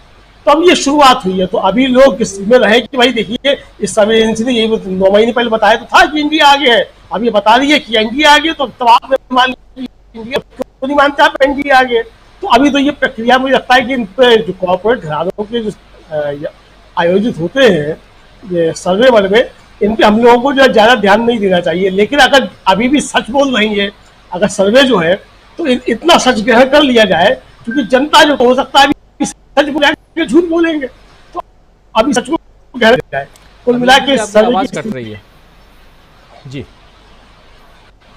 जी, तो मैं ये कह रहा हूँ कि ये सच जो अभी है उस सच को ग्रहण कर लिया जाए, और जब झूठ बोलेंगे तब झूठ का पर्दाफाश किया जाए। तो अभी सच जो है वो सर्वे धीरे धीरे कुछ बोल रहे हैं, लेकिन जो 2% वोटों का जो राजीव जी बताया गया है अंतर जो है, अब ये पूछा जाना चाहिए कि ये 2% वोटों का अंतर है किस तरीके से, क्योंकि अभी जो इंडिया है मुझे लगता है कि उसका कुल मिलाकर के वोट प्रतिशत वो एनडीए से ज्यादा हो। तो एनडीए जो वोट प्रतिशत है वो अगर बढ़ा हुआ दिखाया जा रहा है तो वो कहां से बढ़ा हुआ है, मतलब एनडीए का वोट बढ़ कहां रहा है, किस जगह से बढ़ रहा है, तो ये भी एक सवाल बनता है। तो इनमें कुल मिलाकर कुछ ना कुछ झोल झाल तो है निश्चित रूप से, लेकिन जहां तक जनता का सवाल है, जनता जो बोल रही है, जैसे एक सर्वे कह रहा है कि 65% लोग जीत रहा है, तो वो जनता से जिसने बात करके किया हुआ हो सकता है वो बोल रहा हो, सच भी दिखाने की कोशिश की जा रही है कि भाई सच भी है, कुछ थोड़ा बहुत कभी कभी सच भी बोला जाना चाहिए, ताकि ये आरोप भी ना लगे कि हमेशा झूठ बोलते रहते हैं। तो वो सच जो है बोलने की बात है कुछ थोड़ी बहुत हो रही होंगी, लेकिन कुल मिला के राजीव जी जमीन पर ये मुझे लगता है भारतीय जनता पार्टी भी समझ रही है कि उसकी स्थिति फिलहाल जो है बहुत ज्यादा खराब है, और उस स्थिति को सुधारे जाने के लिए बहुत ज्यादा काम करने की आवश्यकता है। दूसरा ये कि प्रधानमंत्री जिस तरीके से हताश और निराश दिखाई पड़ रहे हैं, उसमें सीधा सीधा राहुल गांधी का असर आप राजीव जी साफ देख सकते हैं। प्रधानमंत्री की भाषाओं में, प्रधानमंत्री भाषा में, दोनों पे जो है राहुल गांधी के हमलों का असर साफ साफ दिखाई पड़ रहा है। और जिस तरीके से भारतीय जनता पार्टी उसके उत्तर दे रही है, राहुल गांधी के जिस तरीके से उत्तर देने की कोशिश कर रही है, उसमें भी वो हताशा और निराशा के भाव जो है वो निश्चित तौर पर साफ साफ एक तरीके से देखे जा सकते हैं। तो भारतीय जनता पार्टी की अपनी निश्चित तौर पर तैयारियां होंगी। 19 लाख ईवीएम मशीनों का सवाल है कि किस तरीके से जो घपले किए जाते हैं वोटर लिस्ट में, किस तरीके से मालूम पड़ता है कि कॉन्स्टिट्यूंसी जो है वो गायब हो जाते हैं। तो इस तरह की चीजें हैं जो डाक मतपत्र है उनके जरिए भी बहुत सारी कोशिशें की जाती, तो वो सब उन सब पे तो मुझे लगता है कि विपक्ष को ध्यान जो उस पर देना ही होगा, क्योंकि ये चुनाव प्रक्रिया से अलग हटके ऐसी चीजें हैं जहां पर जाकर के 10% की बढ़त सत्तारूढ़ दल बना लेता है। तो 10% जो बढ़त बढ़ा लेता है उसको किस तरीके से पाटा जाना है, इस पर विपक्षी दलों को बहुत ज्यादा काम करने की। उत्तर प्रदेश के चुनाव में यह हुआ कि यहाँ समाजवादी पार्टी जो इस उसमें रही कि हम जो है जनता हमारे घर में है, लेकिन वो देख रही किस तरीके से वोटर लिस्टों की गड़बड़ियां हैं, किस तरीके से जो सवाल उठ रहे थे वो है, किस तरीके से चुनाव प्रबंधन। चाहूंगा, आवाज आपकी कट रही है, थोड़ा डिस्टरबेंस आ रहा है, रोकूंगा आपको। लेकिन आप जो कह रहे हैं वो समझ में आ रही है बात की, वोटर लिस्ट से लेकर के जो पहले कह रहे थे, वोटर लिस्ट की बात हो चाहे और भी दूसरे पक्ष, और जिसमें डॉक्टर दीपक पाचपोर की बात एक महत्वपूर्ण थी कि सत्ता पक्ष जैसे छत्तीसगढ़ में सत्ता पक्ष जो है वो कांग्रेस है, भूपेश बघेल उसके मुख्यमंत्री हैं वहाँ के, और इन लोगों को भी इतने गुमान में या इतने उसमें नहीं रहना चाहिए कॉन्फिडेंस में कि जीत हम ही रहे हैं। वहाँ भी मेहनत करने की ज़रूरत है, और सबसे ज़्यादा मेहनत विपक्ष को इसलिए भी करने की ज़रूरत है, ओवरऑल विपक्ष यानी इंडिया की बात कर रहा हूँ, इसलिए भी ज़रूरत है, जो अमरिंदु उपाध्याय जी भी कह रहे हैं, इसलिए भी ज़रूरत है क्योंकि जो केंद्र में सत्ता पक्ष है वो किसी भी हद तक, और हमेशा जब प्रधानमंत्री नरेंद्र मोदी खुद चुनावी मोड में रहते हों और रात दिन जिनके दिमाग में सिर्फ चुनाव चलता हो, और ये जो जोड़ी है मोदी जी की और अमित शाह की, वो जोड़ी अगर हमेशा इसी गणित को बैठाने में, फिट करने में लगी रहे, तो फिर आप समझ सकते हैं कि यहाँ आपको यानी इंडिया को कितनी मेहनत की ज़रूरत है। आना चाहता हूँ डॉक्टर प्रोफेसर अखिल स्वामी जी आपके पास। स्वामी जी, ज़रा आपसे भी समझूं कि यहाँ से एक तो हवाई दिखता है कि हाँ ठीक है ये सब लोग मिल जाएंगे, 26 दल के साथ हो सकता है कुछ और दल आ जाएं, तो फिर कहाँ 37%, कहाँ उधर 63%, बाजी तो इनके हाथ में आ जाएगी। लेकिन इसके अलावा भी बहुत कुछ है। हम सर्वे को भी किनारे रख दें, हम और आप भी घूमते हैं, और हम लोग भी, हम भी, आप भी सब रोज सर्वे करते हैं। हमारे तमाम साथी जो इस कार्यक्रम को देख रहे हैं वो भी सर्वे करते हैं। अगर रिक्शे पे बैठते हैं आप तो रिक्शे वाले से पूछ लेते हैं क्या चल रहा है, पेट्रोल पंप पे जाते हैं तो आप 4 लोगों से बात कर लेते हैं कि इतनी महंगाई हो गई, आप क्या सोचते हो। बाजार में जाते हैं सब्जी खरीदने, वहां अगर 4 लोग हैं उनसे भी पूछ लेते हैं। तो एक माहौल क्या है वो तो पता चल ही जाता है। जरा आपके नजरिए से समझना चाहता हूं, माहौल से इतर जो तैयारियां हैं उसमें इन दोनों पक्ष को आप जरा बताइए, चाहे एनडीए की तैयारी हो चाहे यूपीए की तैयारी, इंडिया की तैयारी हो। देखिए राजीव जी, एक संदर्भ आपने लिया कि कुछ आपके जो दर्शक हैं वो ये कहते हैं कि पैनलिस्ट जो हैं वो कांग्रेसी हैं और कांग्रेस के समर्थन में बात करते हैं। तो मैं अपना स्पष्टीकरण दे दूं, बाकी लोगों को जितना मैं जानता हूं उनकी भी पृष्ठभूमि मुझे पता है। मैं अपने बचपन से धुर कांग्रेस विरोधी था, धुर कांग्रेस विरोधी। लेकिन मैंने जब से मोदी जी को देखा है और मोदी जी के शासनकाल को देखा है, क्योंकि मैं ये समझता हूं कि राजनीति से ऊपर देश है, राष्ट्र से ऊपर कुछ नहीं है। आज मेरे देश की छवि जितनी खराब हो गई है, आपको पता होगा ऑस्ट्रेलियन गवर्नमेंट ने अपने नागरिकों को यह निर्देश दिया है, कॉशन दिया है, इंडिया मत जाइए, वहां पे सोशल स्ट्राइफ है और वहां पे अगर जाइए तो ध्यान रखिए ऐसे एरिया से मत जाइएगा। ये वो समय है जब G20 नजदीक है। ये मेरे देश की छवि पिछले 9 साल के अंदर बन गई है। एक अमेरिकी सांसद जब देश में आता है तो वो मोदी जी से मिलने के बजाय वो राहुल गांधी से अकेले मिलने की बात करता है। आज पता चला कि कुछ कुलियों ने ये एक ज्ञापन दिया है कि हम राहुल गांधी से मिलना चाहते हैं। अब सोचिए, मोदी से नहीं, मोदी सत्ता में है, राहुल गांधी से मिलना चाहते हैं। तो इसका मतलब यह है कि इस समय जो देशभक्त लोग हैं, जो देश को एकजुट होना देखना चाहते हैं, देखिए वास्तविकता में हम लोग गैर राजनीतिक व्यक्ति हैं, मैं तो कंप्लीटली गैर राजनीतिक व्यक्ति हूं, लेकिन मैं ये जानना चाहता हूं कि मैंने जैसे सन 62 में, 65 में, 71 में, कारगिल में देश को एकजुट होते हुए लड़ते हुए देखा है, अटल जी के जमाने में भी लड़ते हुए देखा है। आज मैं ये खतरा महसूस करता हूं कि भगवान न करे अगर विदेशी कोई हमारे देश पे आक्रमण हो। हमारे देश को मोदी जी ने और सत्ता पक्ष ने इतनी बुरी तरह से बांट दिया है। और आप अगर राजीव जी वास्तुशास्त्र में अगर विश्वास करते हो, हमारे वास्तुशास्त्र माना जाता है कि नॉर्थ ईस्ट जो है परमेश्वर का वास होता है। नॉर्थ ईस्ट को हमेशा शुद्ध रखा जाता है, साफ रखा जाता है और वहां पे किसी प्रकार का अवरोध नहीं होना चाहिए। और इस सत्ता ने अपने नॉर्थ ईस्ट को, देश के नॉर्थ ईस्ट को, मणिपुर को, पूरे नॉर्थ ईस्ट को इतना अशांत कर दिया है। तो जो लोग भी आपके दर्शक जो हैं, जो कि वास्तुशास्त्र को मानते हैं, वो ये मानेंगे नॉर्थ ईस्ट को अशांत करके इन्होंने देश को अशांत कर दिया है। क्योंकि हम ये मानते हैं कि राष्ट्रभक्ति और देश रहेगा तो हम सब रहेंगे, ये राजनीतिक दल रहेंगे। इसलिए अपनी हर चीज को, चैलेंज को अपने ऊपर लेते हुए, हर प्रकार का अपमान सहते हुए हम इस सत्ता का और इस प्रकार का जो विद्वेष का राजनीति हो रही है इसका विरोध कर रहे हैं। उसका फल आना शुरू हो गया है और मुझे ऐसा लगता है कि जो हमारा प्रयास था कि भारत एक मजबूत राष्ट्र बने, अच्छे दिन आए। आप एक राजीव जी और बात सुने, नोएडा की उन कॉलोनी जहां पे बीजेपी के सबसे स्ट्रांग बेस लोग रहते थे, मिडिल क्लास और हायर मिडिल क्लास के लोग, जो कहते थे 500 रुपए का पेट्रोल खरीदेंगे, मोदी जी को वोट देंगे। जब टमाटर 70 रुपए के डिस्काउंट पे मिल रहा था, लंबी लाइन लगी थी 70 रुपए किलो बचाने के लिए। यह है देश की आर्थिक स्थिति। इसका मतलब मिडिल क्लास और अपर मिडिल क्लास भी आर्थिक रूप से इतना परेशान है कि 1 किलो टमाटर में 70 रुपए बचाने के लिए किलोमीटर भरी लाइन लगाने को तैयार है। बाहर से जरूर कुछ लोग कहते हैं मोदी जी को वोट देंगे, लेकिन अंदर से जब बच्चे को बिना नौकरी के देखते हैं, महंगाई को देखते हैं, न बढ़ती हुई आमदनी को देखते हैं, तो मुझे ऐसा लगता है वो राष्ट्रभक्ति का परिचय देंगे और देश को महान बनाने के लिए जो करना चाहिए वही करेंगे। जी, उम्मीद आपकी अच्छी है और देश है इसी पे चलता भी है।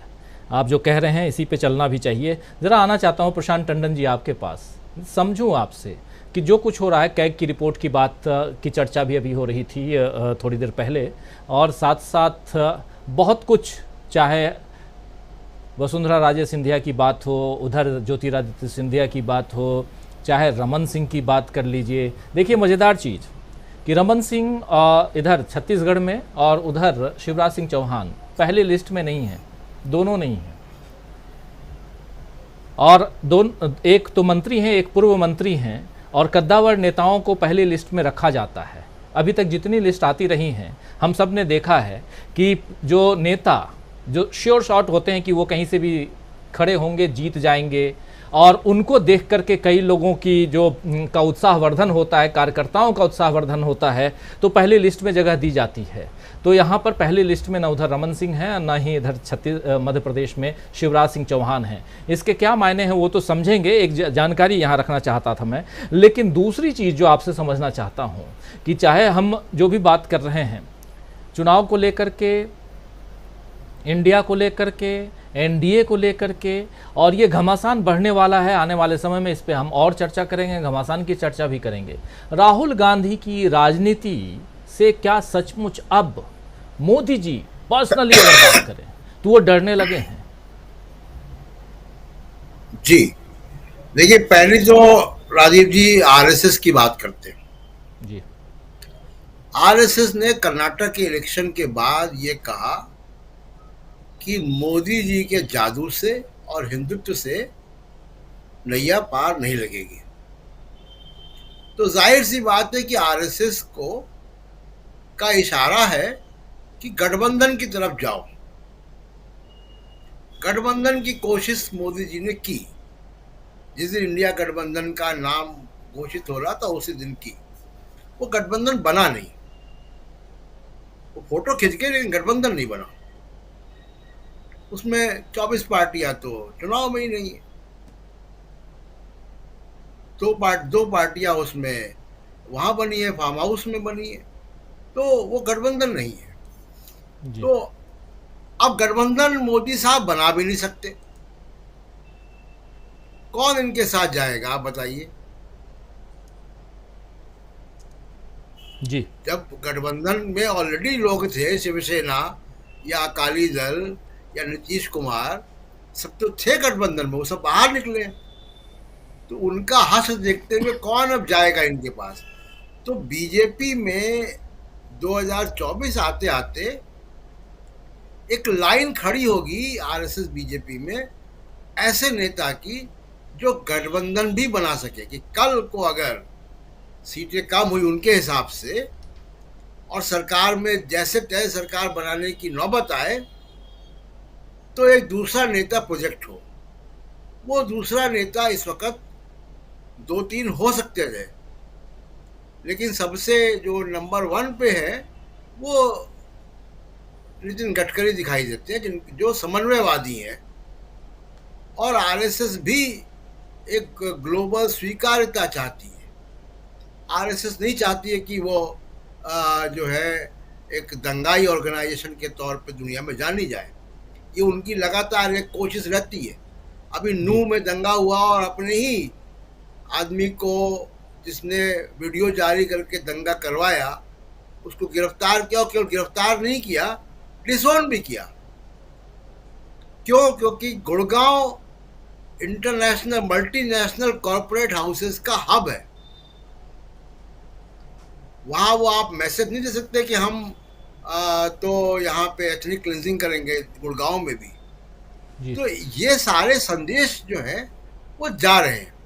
दूसरा कि कोटरी जिसकी चर्चा कई बार मैं करता हूँ, वो कोटरी के थ्रू शासन कर रहे हैं, और कोटरी के थ्रू शासन करने का एक रिस्क है कि जो दूसरे नंबर के, तीसरे नंबर के जो ब्यूरोक्रेट है, वो फिर स्ट्रेटेजिक साइलेंस बनाते हैं।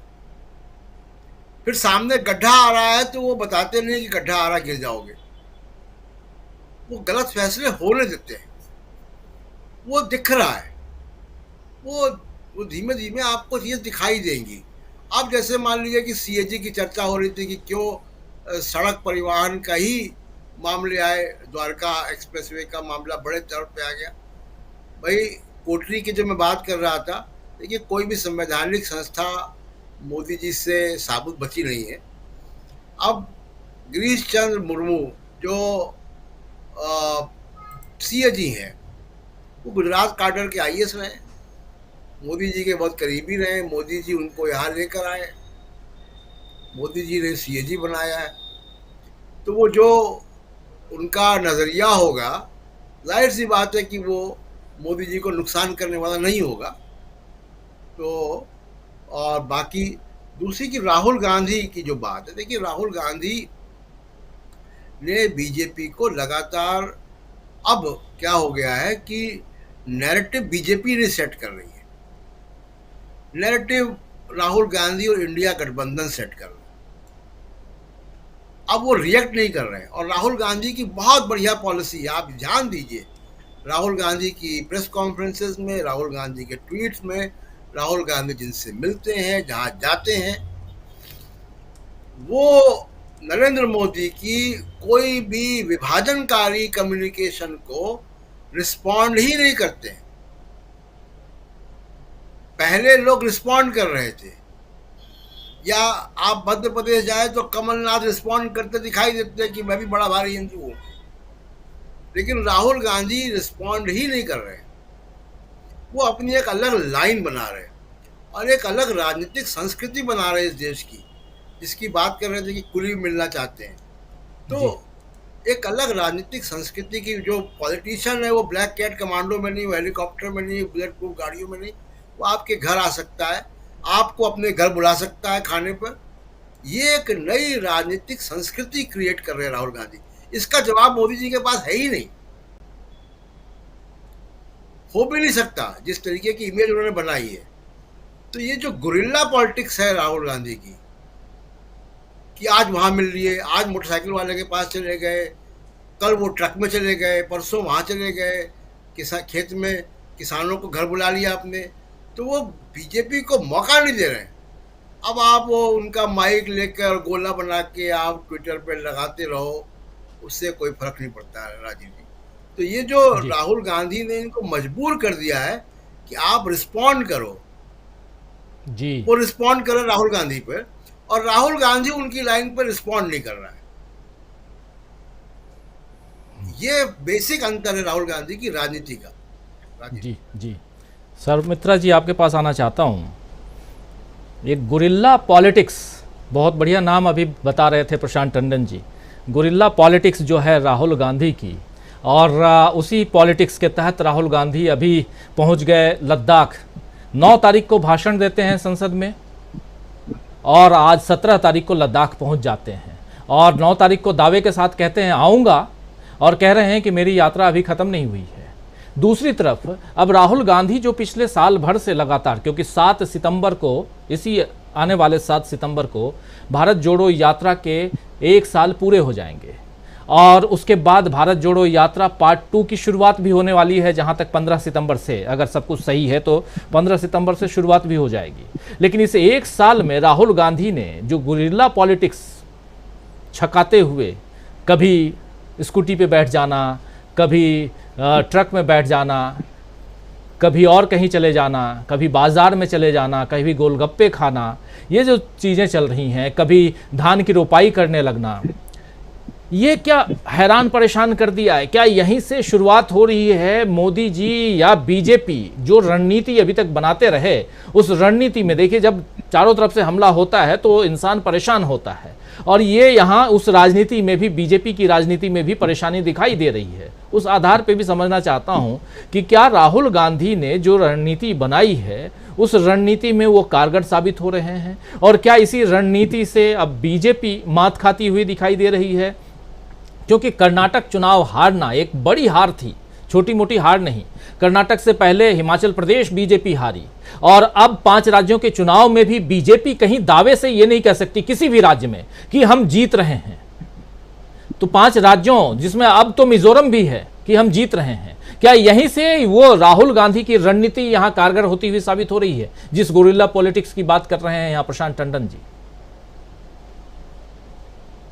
जी राजीव जी, सुपर हीरोज होते हैं, पर्दे पर बहुत अच्छे लगते हैं, और उनके कमाल देखकर जनता एकदम अचंभित रह जाती है और सोचती है कि क्या कमाल है, कितने उड़ जा रहे हैं, बड़े बड़े पहाड़ उठा ले रहे हैं, सब कुछ कर ले रहे हैं।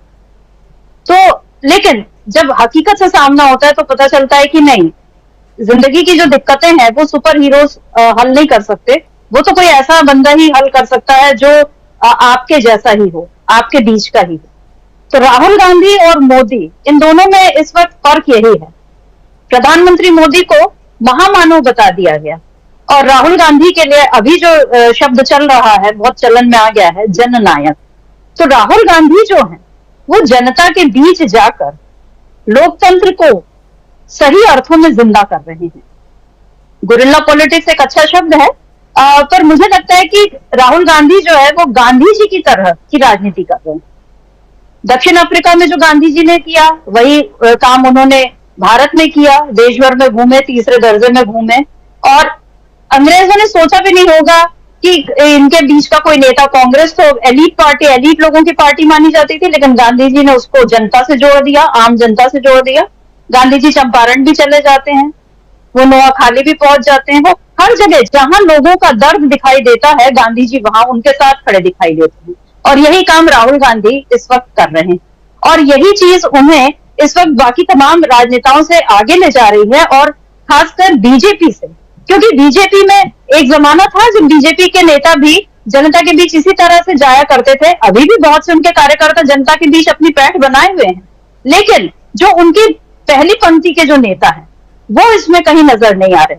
और दूसरी बात, मतलब वो प्रेस कॉन्फ्रेंसेस नहीं करते, अगर वो करते हैं तो वो बड़े जहर बुझे इस तरह बातें करते हैं कि, और उनको सवाल पसंद नहीं आते। हमने देखा स्मृति ईरानी ने किस तरह अमेठी में 2 पत्रकारों को झिड़क दिया बुरी तरह, और यही काम वो हर जगह कर रहे हैं। तो बीजेपी जो है वो बिल्कुल उसको जनता ने 2 बार जिताया है, और जिस तरह की बातें इस समय चल रही हैं तो इसमें कोई आश्चर्य नहीं होना चाहिए कि अगर पर्दे के पीछे कोई बड़ा खेल चल रहा हो। और ये जो दावा है कि आऊंगा तो मैं ही या आएगा तो मोदी ही, ये जो लाइन चल पड़ी है, इसके पीछे भी कोई बड़ा बीजेपी का उसकी योजना चल रही हो तो इसमें कोई आश्चर्य नहीं है। लेकिन जनता जो है, ये वक्त उसकी परीक्षा का है कि उसे अपनी याददाश्त जो है ये बतानी है कि वो उसकी याददाश्त कमजोर है कि मजबूत है। आप देखिए 2019 से लेकर अभी 2023 तक देश में शाहीन बाग हो गया, किसानों का बड़ा आंदोलन हो गया, साल भर तक जो है किसान किस तरह से बैठे रहे धरने पर, और उस समय मोदी सरकार का कितना रवैया जो है निष्ठुर किस्म का रहा कि उन्हें बिल्कुल ही परवाह नहीं रही कि किस तरह से किसान जो है अपने हक के लिए लड़ रहे हैं। और खबरें तो यही आ रही थी कि कॉरपोरेट घरानों के दबाव में सरकार ने जो है कृषि बिल बनाए। उसके बाद हम महिला पहलवानों के साथ इनका रुख देख रहे हैं। गलवान में जो हो रहा है, ये जो तमाम बातें जो है, मणिपुर अभी जो हमारे पास सामने ताजा उदाहरण है, और मणिपुर की चर्चा जो है फ्रांस में यूरोपीय संसद तक ने कर दी। लेकिन मोदी जी को उस वक्त भी कोई फर्क नहीं पड़ा, क्योंकि उन्हें यह भरोसा है कि मैं तो किसी भी तरह से आ ही जाऊंगा। क्योंकि अभी हमने ये जो हम चर्चा कर रहे हैं इसमें ये बात बार बार सामने आई है कि मोदी और शाह ये जोड़ी जो है ये चुनावी मतलब चुनाव जीतने वाली जोड़ी, और ये 24 घंटे 365 दिन सिर्फ चुनाव जीतने के लिए काम करते हैं। और अगर कांग्रेस सत्ता में आए या कोई भी दल सत्ता में आए तो सत्ता हथियाने का भी खेल इनको आता है। लेकिन अब सवाल जो है कि जनता किस तरह से इस खेल को बर्दाश्त करेगी।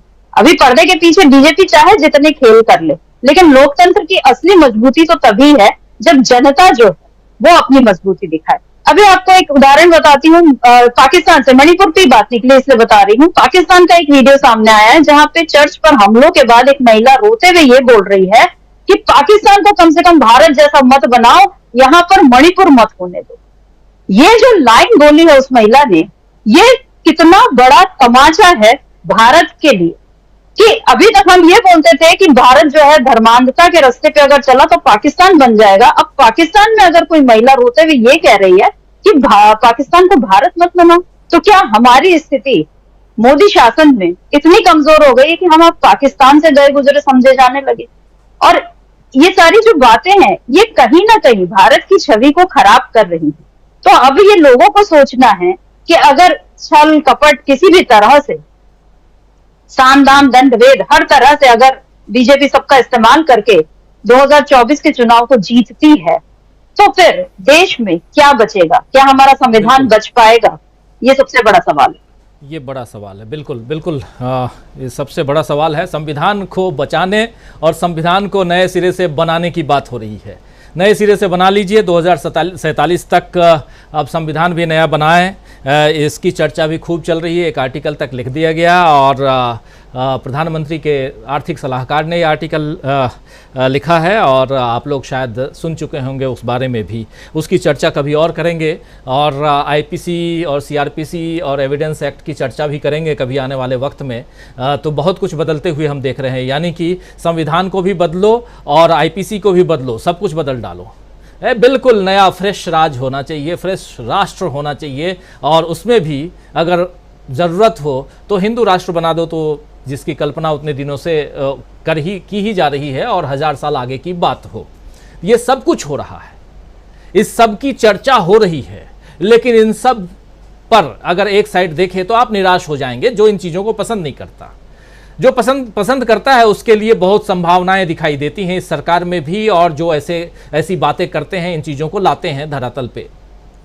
लेकिन दूसरी तरफ प्रकाश जी आपके पास आना चाहता हूं, दूसरी तरफ जो है वो एक पैरेलल राजनीति चल रही है जिसकी चर्चा हम लगातार करते आ रहे हैं। वो राजनीति राहुल गांधी की है, वो राजनीति इंडिया की है, और जहां से थोड़ी सी जो इनके चाहने वाले लोग हैं उनको थोड़ी सी एक उम्मीद की किरण दिखाई देती है। और उस उम्मीद की किरण को आप 5 राज्यों के चुनावों तक, इनके रिजल्ट तक किस दिशा में आप जाते हुए देख रहे हैं। रिजल्ट जो भी है, लेकिन फिर भी ये रिजल्ट अगर इंडिया के पक्ष में आता है तब, और अगर पक्ष में नहीं आता है तब, जरा आपसे समझो। राजीव जी, जो हालात हैं वो जो हमें नजर आता है उससे कहीं बुरे हैं।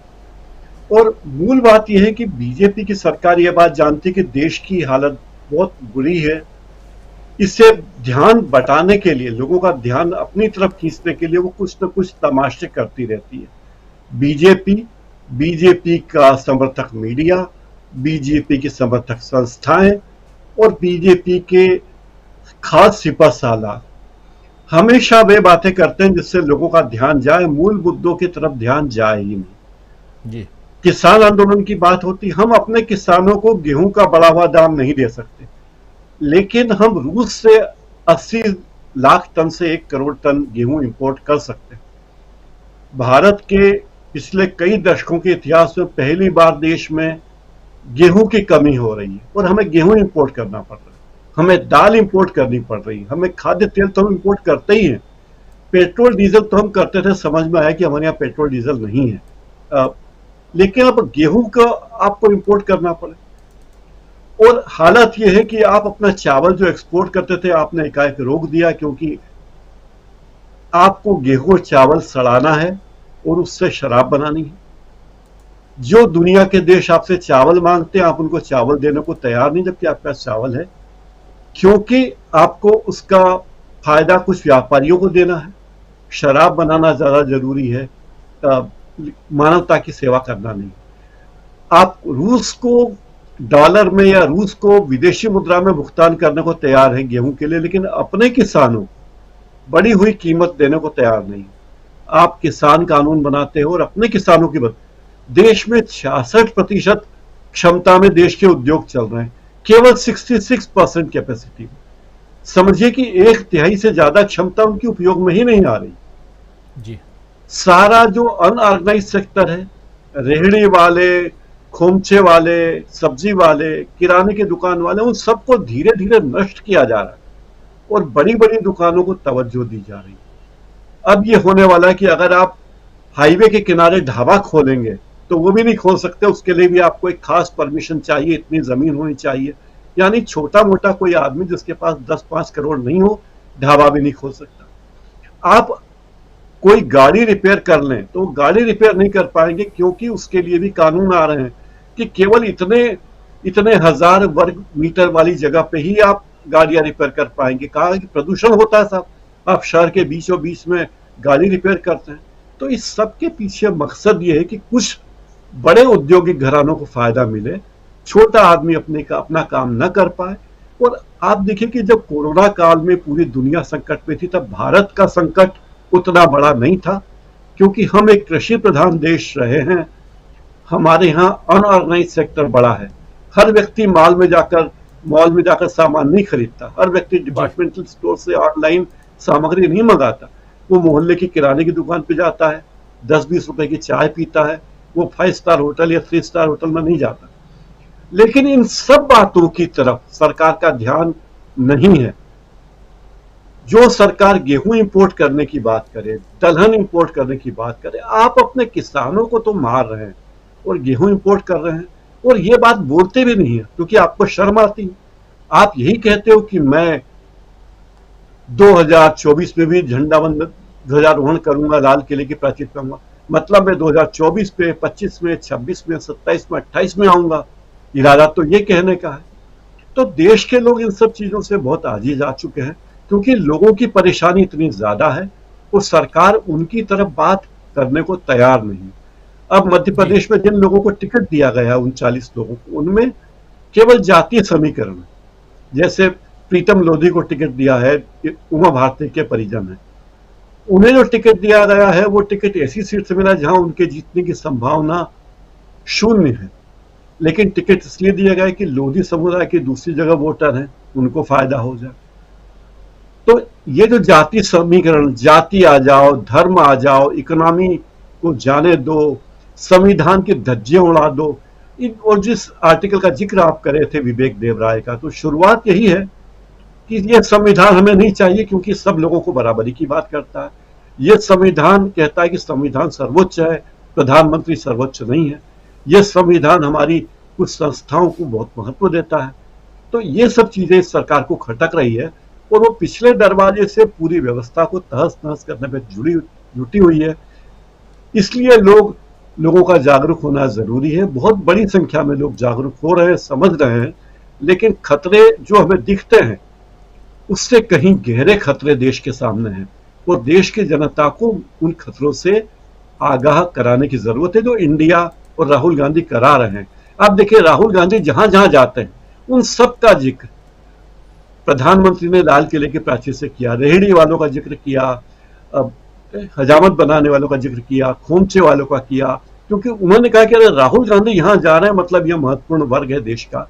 तो राहुल गांधी एजेंडा सेट कर रहे हैं कि मोदी क्या बोलेंगे, कब तक बोलेंगे और कितना बोलेंगे। राजीव जी बिल्कुल बिल्कुल, राहुल गांधी एजेंडा सेट कर रहे हैं, मोदी जी एजेंडे के पीछे पीछे भागते हुए नजर आ रहे हैं कहीं ना कहीं। और दूसरी सबसे बड़ी बात कि कहीं ना कहीं प्रधानमंत्री नरेंद्र मोदी थोड़ा अहंकार में भी दिखाई देते हैं। याद कीजिए कि सदन के अंदर जब वो भाषण दे रहे थे तो उन्होंने कहा था कि अविश्वास प्रस्ताव विपक्ष 2018 में लेके आया था और वो मेरे लिए शुभ रहा क्योंकि 2019 में हम जीत के आए, फिर अब 2023 में अविश्वास प्रस्ताव विपक्ष लेके आया है, ये भी मेरे लिए शुभ रहेगा और मैं 2024 में जीत के आऊँगा। अब मैं विपक्ष से कहूँगा कि 2028 की तैयारी करे अविश्वास प्रस्ताव के लिए। ये उनका भाषण था प्रधानमंत्री नरेंद्र मोदी का, वो भी सदन के अंदर। क्लोजिंग कमेंट के लिए सीधा आना चाहता हूँ सिंह साहब आपके पास। कैसे देखा जाए परिस्थितियों पर? हम बहुत गंभीर चर्चा कर रहे थे अभी देश की परिस्थितियों पर। सर्वे आते रहेंगे जाते रहेंगे, हम भी सर्वे दिखाएंगे आने वाले वक्त में, अलग अलग मसलों को लेकर के हम सर्वे के जरिए आप तक लोगों के ओपिनियन लेकर आएंगे बहुत जल्दी।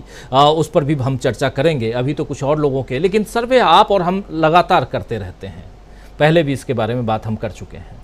आपसे ज़रा क्लोजिंग कमेंट के रूप में समझूँ कि यहाँ से राहुल गांधी की राजनीति जो राहुल गांधी कर रहे हैं उससे कितनी उम्मीदें देश की जनता और खासकर जो राहुल गांधी या इंडिया को चाहने वाले लोग हैं वो कितनी उम्मीद रखें राहुल की राजनीति से?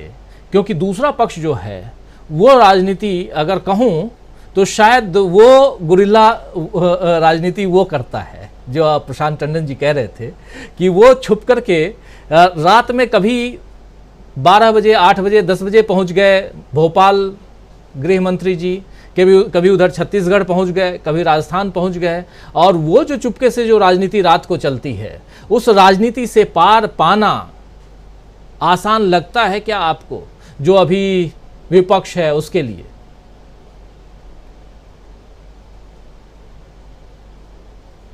अनम्यूट करिए, अनम्यूट कर लीजिए। प्रशांत जी ने कहा जी ठीक है ठीक है।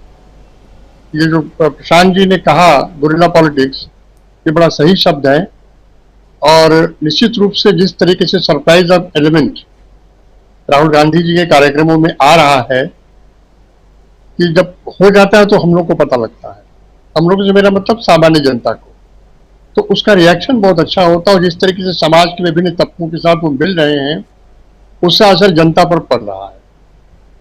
जनता जागरूक भी हो रही है, प्रकाश जी ने बिल्कुल सही बताया, और जो आंकड़े इन्होंने दिए बिल्कुल सही हैं, ऐसा हो भी रहा है। लेकिन अभी कुछ समय पहले हम लोग चुनाव पर बात कर रहे थे।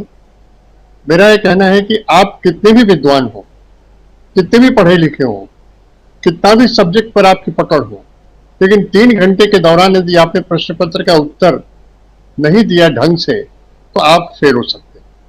इसी तरीके से चुनाव, अब अगर हम ईवीएम की बात करें तो ईवीएम का हटना फिलहाल तो संभव नहीं लगता है। अदालती आदेश कोई आ जाए तो बात अलग है। अदालत में मामला चल रहा है और वीवीपैट का मामला चल रहा है। अदालत ने कहा भी है कि आप वीवीपैट को गिनिए और पूरा गिनिए, जो वीवीपैट पड़ा उसको गिनिए। अगर उसको पूरी गिनते हैं, हालांकि कुछ परसेंट गिनने की बात है, कुछ परसेंट से बात नहीं बनती। जब उसको पूरा गिनेंगे ही कागज के पर्चे को, तो आप ईवीएम की जरूरत ही क्या है, फिर आप बैलेट से ही करा लीजिए। खैर वो अलग बात है। दूसरी चीज, जो कांग्रेस पार्टी को या इंडिया को या अन्य पार्टियों को जो इस सरकार को हटाने के लिए कमर कसे हुए हैं, उन्हें फील्ड में उतरना पड़ेगा। फील्ड से मेरा मतलब प्रचार की फील्ड में नहीं, चुनाव की जो सूची बनती है, इलेक्टोरल रोल्स बनते हैं, वो पहले बनते हैं। अधिकतर खेल उसी में होता है कि आपने ऐसे लोगों के नाम, मोहल्ले के लोगों के नाम, गांव के लोगों के नाम हटवा दिए जो किसी पार्टी विचारधारा से जुड़े हुए हो, जिनको उम्मीद थी कि वहां से उनको ज्यादा वोट। यह चुनाव आयोग तो बैठे बैठे नहीं करता है, लोकल अधिकारी करते हैं। तो स्थानीय लोगों का ये कार्य है कि वो जाएं, लिस्ट देखें, लिस्ट बाकायदे पब्लिश होती है, लिस्ट की सूचना भी आती है, समय भी मिलता है कि जिसका नाम रह गया वो जाएं, और लोग करवाते भी। एमएलसी के चुनाव में तो लोग खूब करवाते हैं, घर आके दे जाते हैं, घर आके आधार कार्ड की कॉपी ले जाते हैं कि अब आपका नाम नहीं, हम डलवा देते हैं। क्योंकि एमएलसी के चुनाव में वोटर कम होते हैं, इसलिए ज्यादा लोग इंटरेस्ट लेते हैं, इससे वोटर ज्यादा होते हैं, इससे इंटरेस्ट कम लेते हैं। दूसरी चीज, भारतीय जनता पार्टी के अमित शाह और नरेंद्र मोदी जी, इन दोनों लोग और कोई काम करें न करें, लेकिन चुनाव लड़ना ये अच्छी तरह जानते हैं जी। और अच्छी तरह से मेरा मतलब है, इनकी पूरी चेतना चुनाव लड़ने में ही है। इसीलिए चाहे लाल किला पर राष्ट्र के नाम संबोधन करने का वक्त हो, चाहे संसद के अंदर अविश्वास प्रस्ताव पर अपनी सफाई देने का वक्त हो, इन दोनों ही मौकों पर चुनाव प्रचार से बाज नहीं आते। निश्चित रूप से कांग्रेस बेहतर कर रही है, राहुल गांधी का ग्राफ बढ़ रहा है, सर्वे रिपोर्ट्स भी बता रहे हैं, जमीन पर भी लोगों से बात की जा रही, तो वो भी राहुल के प्रति उनका रवैया बहुत कुछ बदल गया है। प्रधानमंत्री की विश्वसनीयता बहुत बुरी तरह गिरी है, मजाक बन रहा है। लेकिन अगर चुनाव को चुनाव की तरह से नहीं लड़ा गया तो फिर परिणाम के बारे में थोड़ा सोचना पड़ सकता है। इसलिए चुनाव को जब एग्जाम डिक्लेयर हो जाता है तो हमें एग्जाम को पास करने के लिए पढ़ना पड़ता है। हम इसलिए नहीं पढ़ना पड़ता, आज अगर हम पढ़ रहे हैं तो इसलिए पढ़ रहे हैं कि मेरा पढ़ने का इंटरेस्ट है। लेकिन चुनाव के दौरान ये लक्ष्य रहता है, एग्जाम के दौरान ये लक्ष्य रहता है कि हमें सफल होना है, चाहे वो कॉम्पिटिटिव एग्जाम हो, चाहे वो नॉर्मल MA-BA का एग्जाम हो। तो ऐसी स्थिति में इंडिया के सारे दलों को, जहां जहां उनकी सरकारें हैं, जहां जहां सरकारें नहीं हैं, वहां पर भी इस मुद्दे पर भी काम करना चाहिए। हो सकता है वो कर भी रहे हों, बहुत चीजें हम लोगों को नहीं पता रहती हैं, लेकिन एक बात तो साफ है कि परिवर्तन मुझे दिख रहा है, जमीन पर भी दिख रहा है, और वर्चुअल वर्ल्ड में जो आपको सर्वे आ रहे हैं वो तो दिख ही रहे हैं।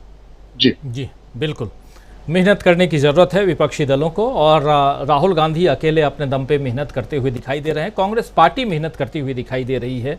जिस प्रकार आज कांग्रेस पार्टी ने अपने कुछ राज्यों के प्रभारियों को और उत्तर प्रदेश के अध्यक्ष को चेंज किया है, फिर से अजय राय को उत्तर प्रदेश में अध्यक्ष बनाया है कांग्रेस पार्टी ने, तो ये सब दिखाई दे रहा है कि कांग्रेस कहीं ना कहीं काम कर रही है। लेकिन और भी दलों को काम करने की ज़रूरत है, और तभी ये इंडिया गठबंधन एकजुट होकर के एक मजबूत चुनौती बीजेपी और मोदी जी के सामने पेश कर पाएगा। अभी आने वाले वक्त में हम और देखेंगे कि क्या कुछ होता है। इस चर्चा में आज बहुत कुछ अलग अलग आयाम चर्चा के, उस पर हम बात कर रहे थे, और आपने हमारे तमाम साथियों की बातें सुनी। बहुत बहुत धन्यवाद देना चाहता हूं विजय शंकर सिंह जी, बहुत शानदार क्लोजिंग कमेंट आपका, और बहुत शुक्रिया डॉक्टर प्रकाश हिंदुस्तानी जी, सरमित्रा जी, प्रशांत टंडन जी, डॉक्टर दीपक पाचपोर जी, अमलेंदु उपाध्याय जी और साथ में जुड़े थे प्रोफेसर अखिल स्वामी जी। आप सबको बहुत शुक्रिया, बहुत धन्यवाद। और आप तमाम साथी जो हमारे साथ जुड़े हुए हैं, आपके विचार लगातार देख रहा हूँ। जीपी सिंह साहब लिख रहे हैं कि देश की वर्तमान स्थिति ये है कि प्रधानमंत्री जैसे संवैधानिक पद पर बैठा हुआ नेता निहायत अविश्वसनीय साबित हुआ है। हाव भाव, भाषण शैली सभी मजाक लगती है, फिर भी अहंग बोल रहा है कि सब कुछ मोदी है, गारंटी है। ये कह रहे हैं जीपी सिंह साहब। और KN गायकवाड़ साहब भी हैं। कांग्रेस पार्टी विनिंग 375 सीट्स 2024 की बात कर रहे हैं। 2024 में कांग्रेस पार्टी यानी इंडिया की बात कर रहे हैं। 324 सीटें जीत रही है कांग्रेस पार्टी और 374 सीटें जीत रही है, कह रहे हैं। असलम चिश्ती जी हमारे साथ जुड़े हुए हैं। हमारे साथ राजकुमारी सैनी जी हैं। बहुत शुक्रिया राजकुमारी सैनी जी आपको। देवेंद्र चटर्जी जी गुड नाइट लिख रहे हैं। राम राम हमारे साथ हैं। ईडी का रिपोर्ट में दोषी है तो सज़ा मिलने की उनको मंत्री बनाना। और फिर राजन बंसोड़े साहब हैं, कह रहे हैं कि good evening Rajiv sir, Bengaluru से लोकतंत्र बचाने के लिए हम सब CJI चंद्रचूड़ साहब के साथ देना की ज़रूरत है। गुड नाइट, आपको भी गुड नाइट कहता हूँ। और शौकत अली शेख साहब हैं। आशाराम बापू मोदी जी से बहुत ओजपूर्ण भाषण देते थे, लेकिन मोदी जी को कौन समझाए एक ही सेज पर। खैर, लेकिन शौकत अली साहब बहुत शुक्रिया कमेंट लिखने के लिए आपको। और बद्री लाल मालवीय हैं, संविधान की कसम खाई थी और संविधान को ही नहीं मान रहे हैं। ऐसे ही अंकित गेमिंग हैं, कह रहे हैं आप जैसे बहादुर पत्रकारों की वजह से देश की जनता जागरूक हो रही है। आपके काम को हमेशा याद रखा जाएगा। अंकित गेमिंग बहुत शुक्रिया आपको, बहुत धन्यवाद। JR मिश्रा साहब हैं, कह रहे हैं हवाएं जब चलेंगी प्रेम करुणा और समभाव की, फ़ज़ाएँ बदलने तब लगेंगी। हर शहर हर गाँव की मंजिल पे नज़र रखना, पैरों के छाले न देखना कभी। धरा पर भी बह चलेगी प्रेम और सद्भाव की। बहुत खूब JR मिश्रा साहब। और हमारे साथ हरोल अलमेदा साहब हैं, हमारे साथ निशित पटेल साहब जुड़े हुए हैं। विजय कोमल जी हमारे साथ जुड़ी हुई हैं और मुकेश कुमार जी हमारे साथ हैं। हमारे साथ अजय कुमार महापात्रा हैं। राम ज्ञान कॉमेडी हैं। माई लॉर्ड देश देख रहा है, एक अकेला कायर इंसान पूरे देश की जनता पर भारी है। मोदी हटाओ देश बचाओ लिख रहे हैं राम ज्ञान कॉमेडी। और पिंकी डेविड जी का कहना है कि thank you DB Live and Rajeev ji for sharing wonderful perspective from your experts. Thank you for making us aware of reality. Pinki David ji बहुत शुक्रिया आपको, बहुत बहुत धन्यवाद चर्चा में शामिल होने के लिए। और फिर अजय कुमार महापात्रा जी का कहना है good night Rajiv ji and your panelist. नमस्कार, देश का बचाने के प्रयास, धन्यवाद, बहुत शुक्रिया आपको, बहुत बहुत धन्यवाद आपको भी। और ऐसे ही राजकुमार जी हैं, इलेक्शन का मैच फिक्सिंग का ऐलान कर दिया गया है, इंडिया को विरोध करना चाहिए, ये षड्यंत्र भी हो सकता है। मुकेश कुमार जी भी हमारे साथ बने हुए हैं, हमारे साथ हाफिज़ सलाहुद्दीन हमारे साथ बने हुए हैं, देखिए। और अश्विनी कुमार जी गुड नाइट लिख रहे हैं। राघव तिवारी जी कह रहे हैं कि जब तक भाजपा की विदाई नहीं तब तक कोई ढिलाई नहीं। और राजकुमारी सैनी जी लिख रही हैं राजीव सर जी आपको सैल्यूट, निडरता से सच्चाई दिखाने के लिए बहुत शुक्रिया आपको, हौसला अफजाई के लिए राजकुमारी सैनी जी।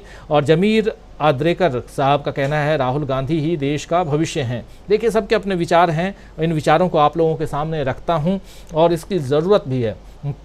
कुसुम कश्यप जी का कहना है क्या बीजेपी से ज़्यादा पैसा है कांग्रेस के पास? भक्तों का दिमाग सुन्न है, कह रही हैं कुसुम कश्यप जी।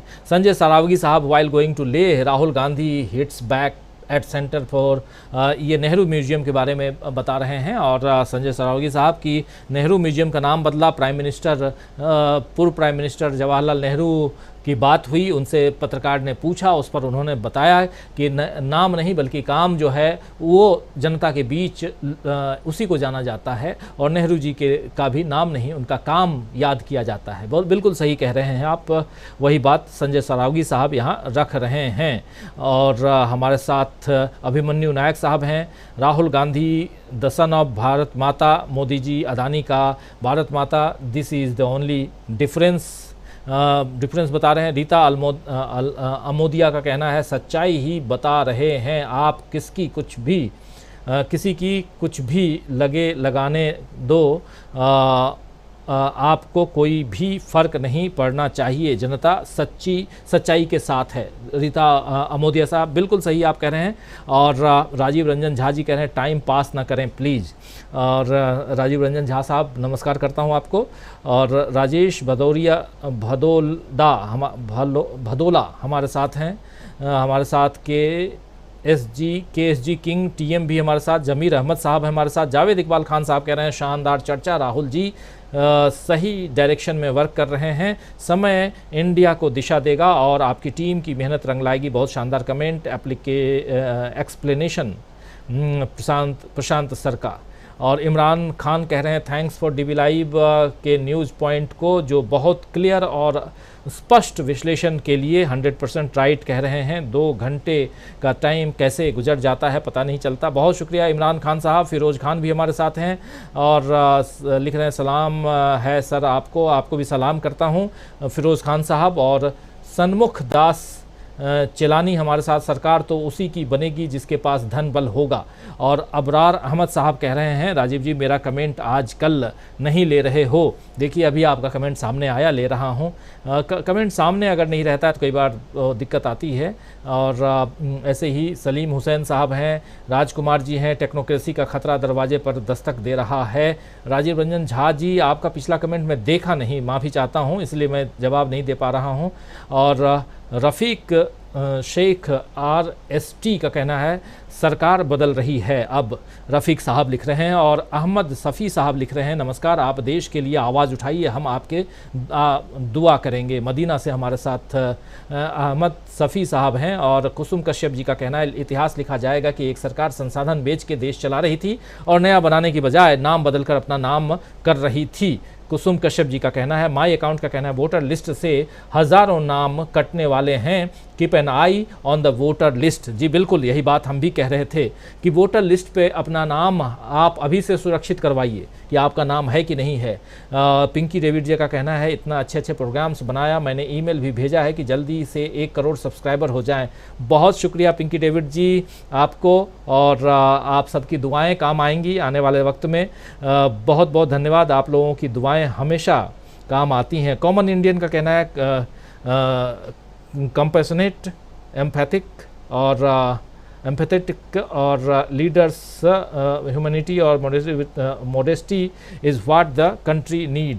कह रहे हैं विथ ह्यूमिलिटी और मॉडेस्टी, इन दोनों शब्दों की बात यहाँ रख रहे हैं। बहुत इम्पोर्टेंट कमेंट आपका। और NDD, माफ़ी चाहूँगा थोड़ा कमेंट ऊपर नीचे हो जाते हैं।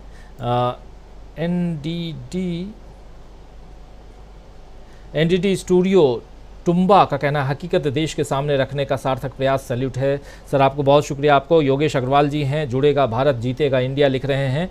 और ऐसे ही मयंक शर्मा जी हैं, लाइट ऑफ इंडिया हैं। लाइट ऑफ इंडिया का कहना है राजीव जी उम्मीदें जिनसे थी बहारें खुशियाँ पाने की क्या पता था वही मेरा जनाजा निकाल देंगे बादशाह। और कौशल शेट्टी साहब गुड नाइट कह रहे हैं, हैव अ ग्रेट टाइम लिख रहे हैं। Sadhana knitting and craft Rahul Gandhi आ रहे हैं लिख रहे हैं 2024 में। और मयंक शर्मा जी कह रहे हैं दुर्भाग्य, देश के अकेले पहले और शायद आखिरी प्रधानमंत्री होंगे जिन्होंने 18 घंटे काम देश के लिए नहीं बल्कि अपने को भगवान साबित करने के लिए किया। विजय राव साहब कह रहे हैं कि मोदी जी की बौखलाहट उत्तरोत्तर बढ़ती जाएगी और अंततः झोला उठाने को बाध्य होना पड़ेगा। हाफिज़ सलाहुद्दीन भी हैं और MD पंथ साहब भी हमारे साथ हैं। हमारे साथ राजकुमार जी हैं। हर इंसान को 1 नंबर में बदल दिया गया है और इससे हर इंसान पर कंट्रोल किया जा सकता है लिख रहे हैं। और MD पंत साहब लद्दाख से कल कुछ नया सुनने को मिलेगा, शांत रहें अंधभक्त लिख रहे हैं। हरी यादव जी हैं हमारे साथ ज़मीर अहमद साहब लिख रहे हैं ताज हुकूमत जिसका मजहब फिर उसका ईमान कहाँ, प्यार के दुश्मन होश में हो जाएगा बर्बाद लिख रहे हैं। DB लाइव जिंदाबाद। और केन स्टार जनरल हैं, आपकी निष्पक्ष पत्रकारिता के हम कायल हैं, बहुत शुक्रिया आपको केन स्टार जनरल। और मंजीत सिंह जी हैं नमस्कार कह रहे हैं राहुल गांधी अगर देश के PM बन गए तो देश की तकदीर बदलेगी। गुड नाइट लिख रहे हैं। गुड नाइट आपको भी। गुलाम परकर भी हमारे साथ में हैं, हमारे साथ अबरार अहमद हैं, संजय सरावगी साहब हैं, मोहम्मद काश हमारे साथ बने हुए हैं, बलबीर चौधरी जी हैं, आएगा हनुमान बदलेगा राजस्थान लिख रहे हैं, विजय कोमल जी गुड नाइट लिख रही हैं, आपको भी गुड नाइट। और हमारे साथ राजकुमार जी हैं, हमारे साथ संजय सरावगी हैं, मोहम्मद कैश हैं। दोस्तों, इस कार्यक्रम को अब समाप्त करने की इजाज़त चाहता हूँ। कल शाम 7 बजे फिर हाजिर होऊंगा कुछ ऐसी ही खबरों के साथ। आप सबका बहुत शुक्रिया, बहुत धन्यवाद। नमस्कार, गुड नाइट, शुभ रात्रि, शब बखैर।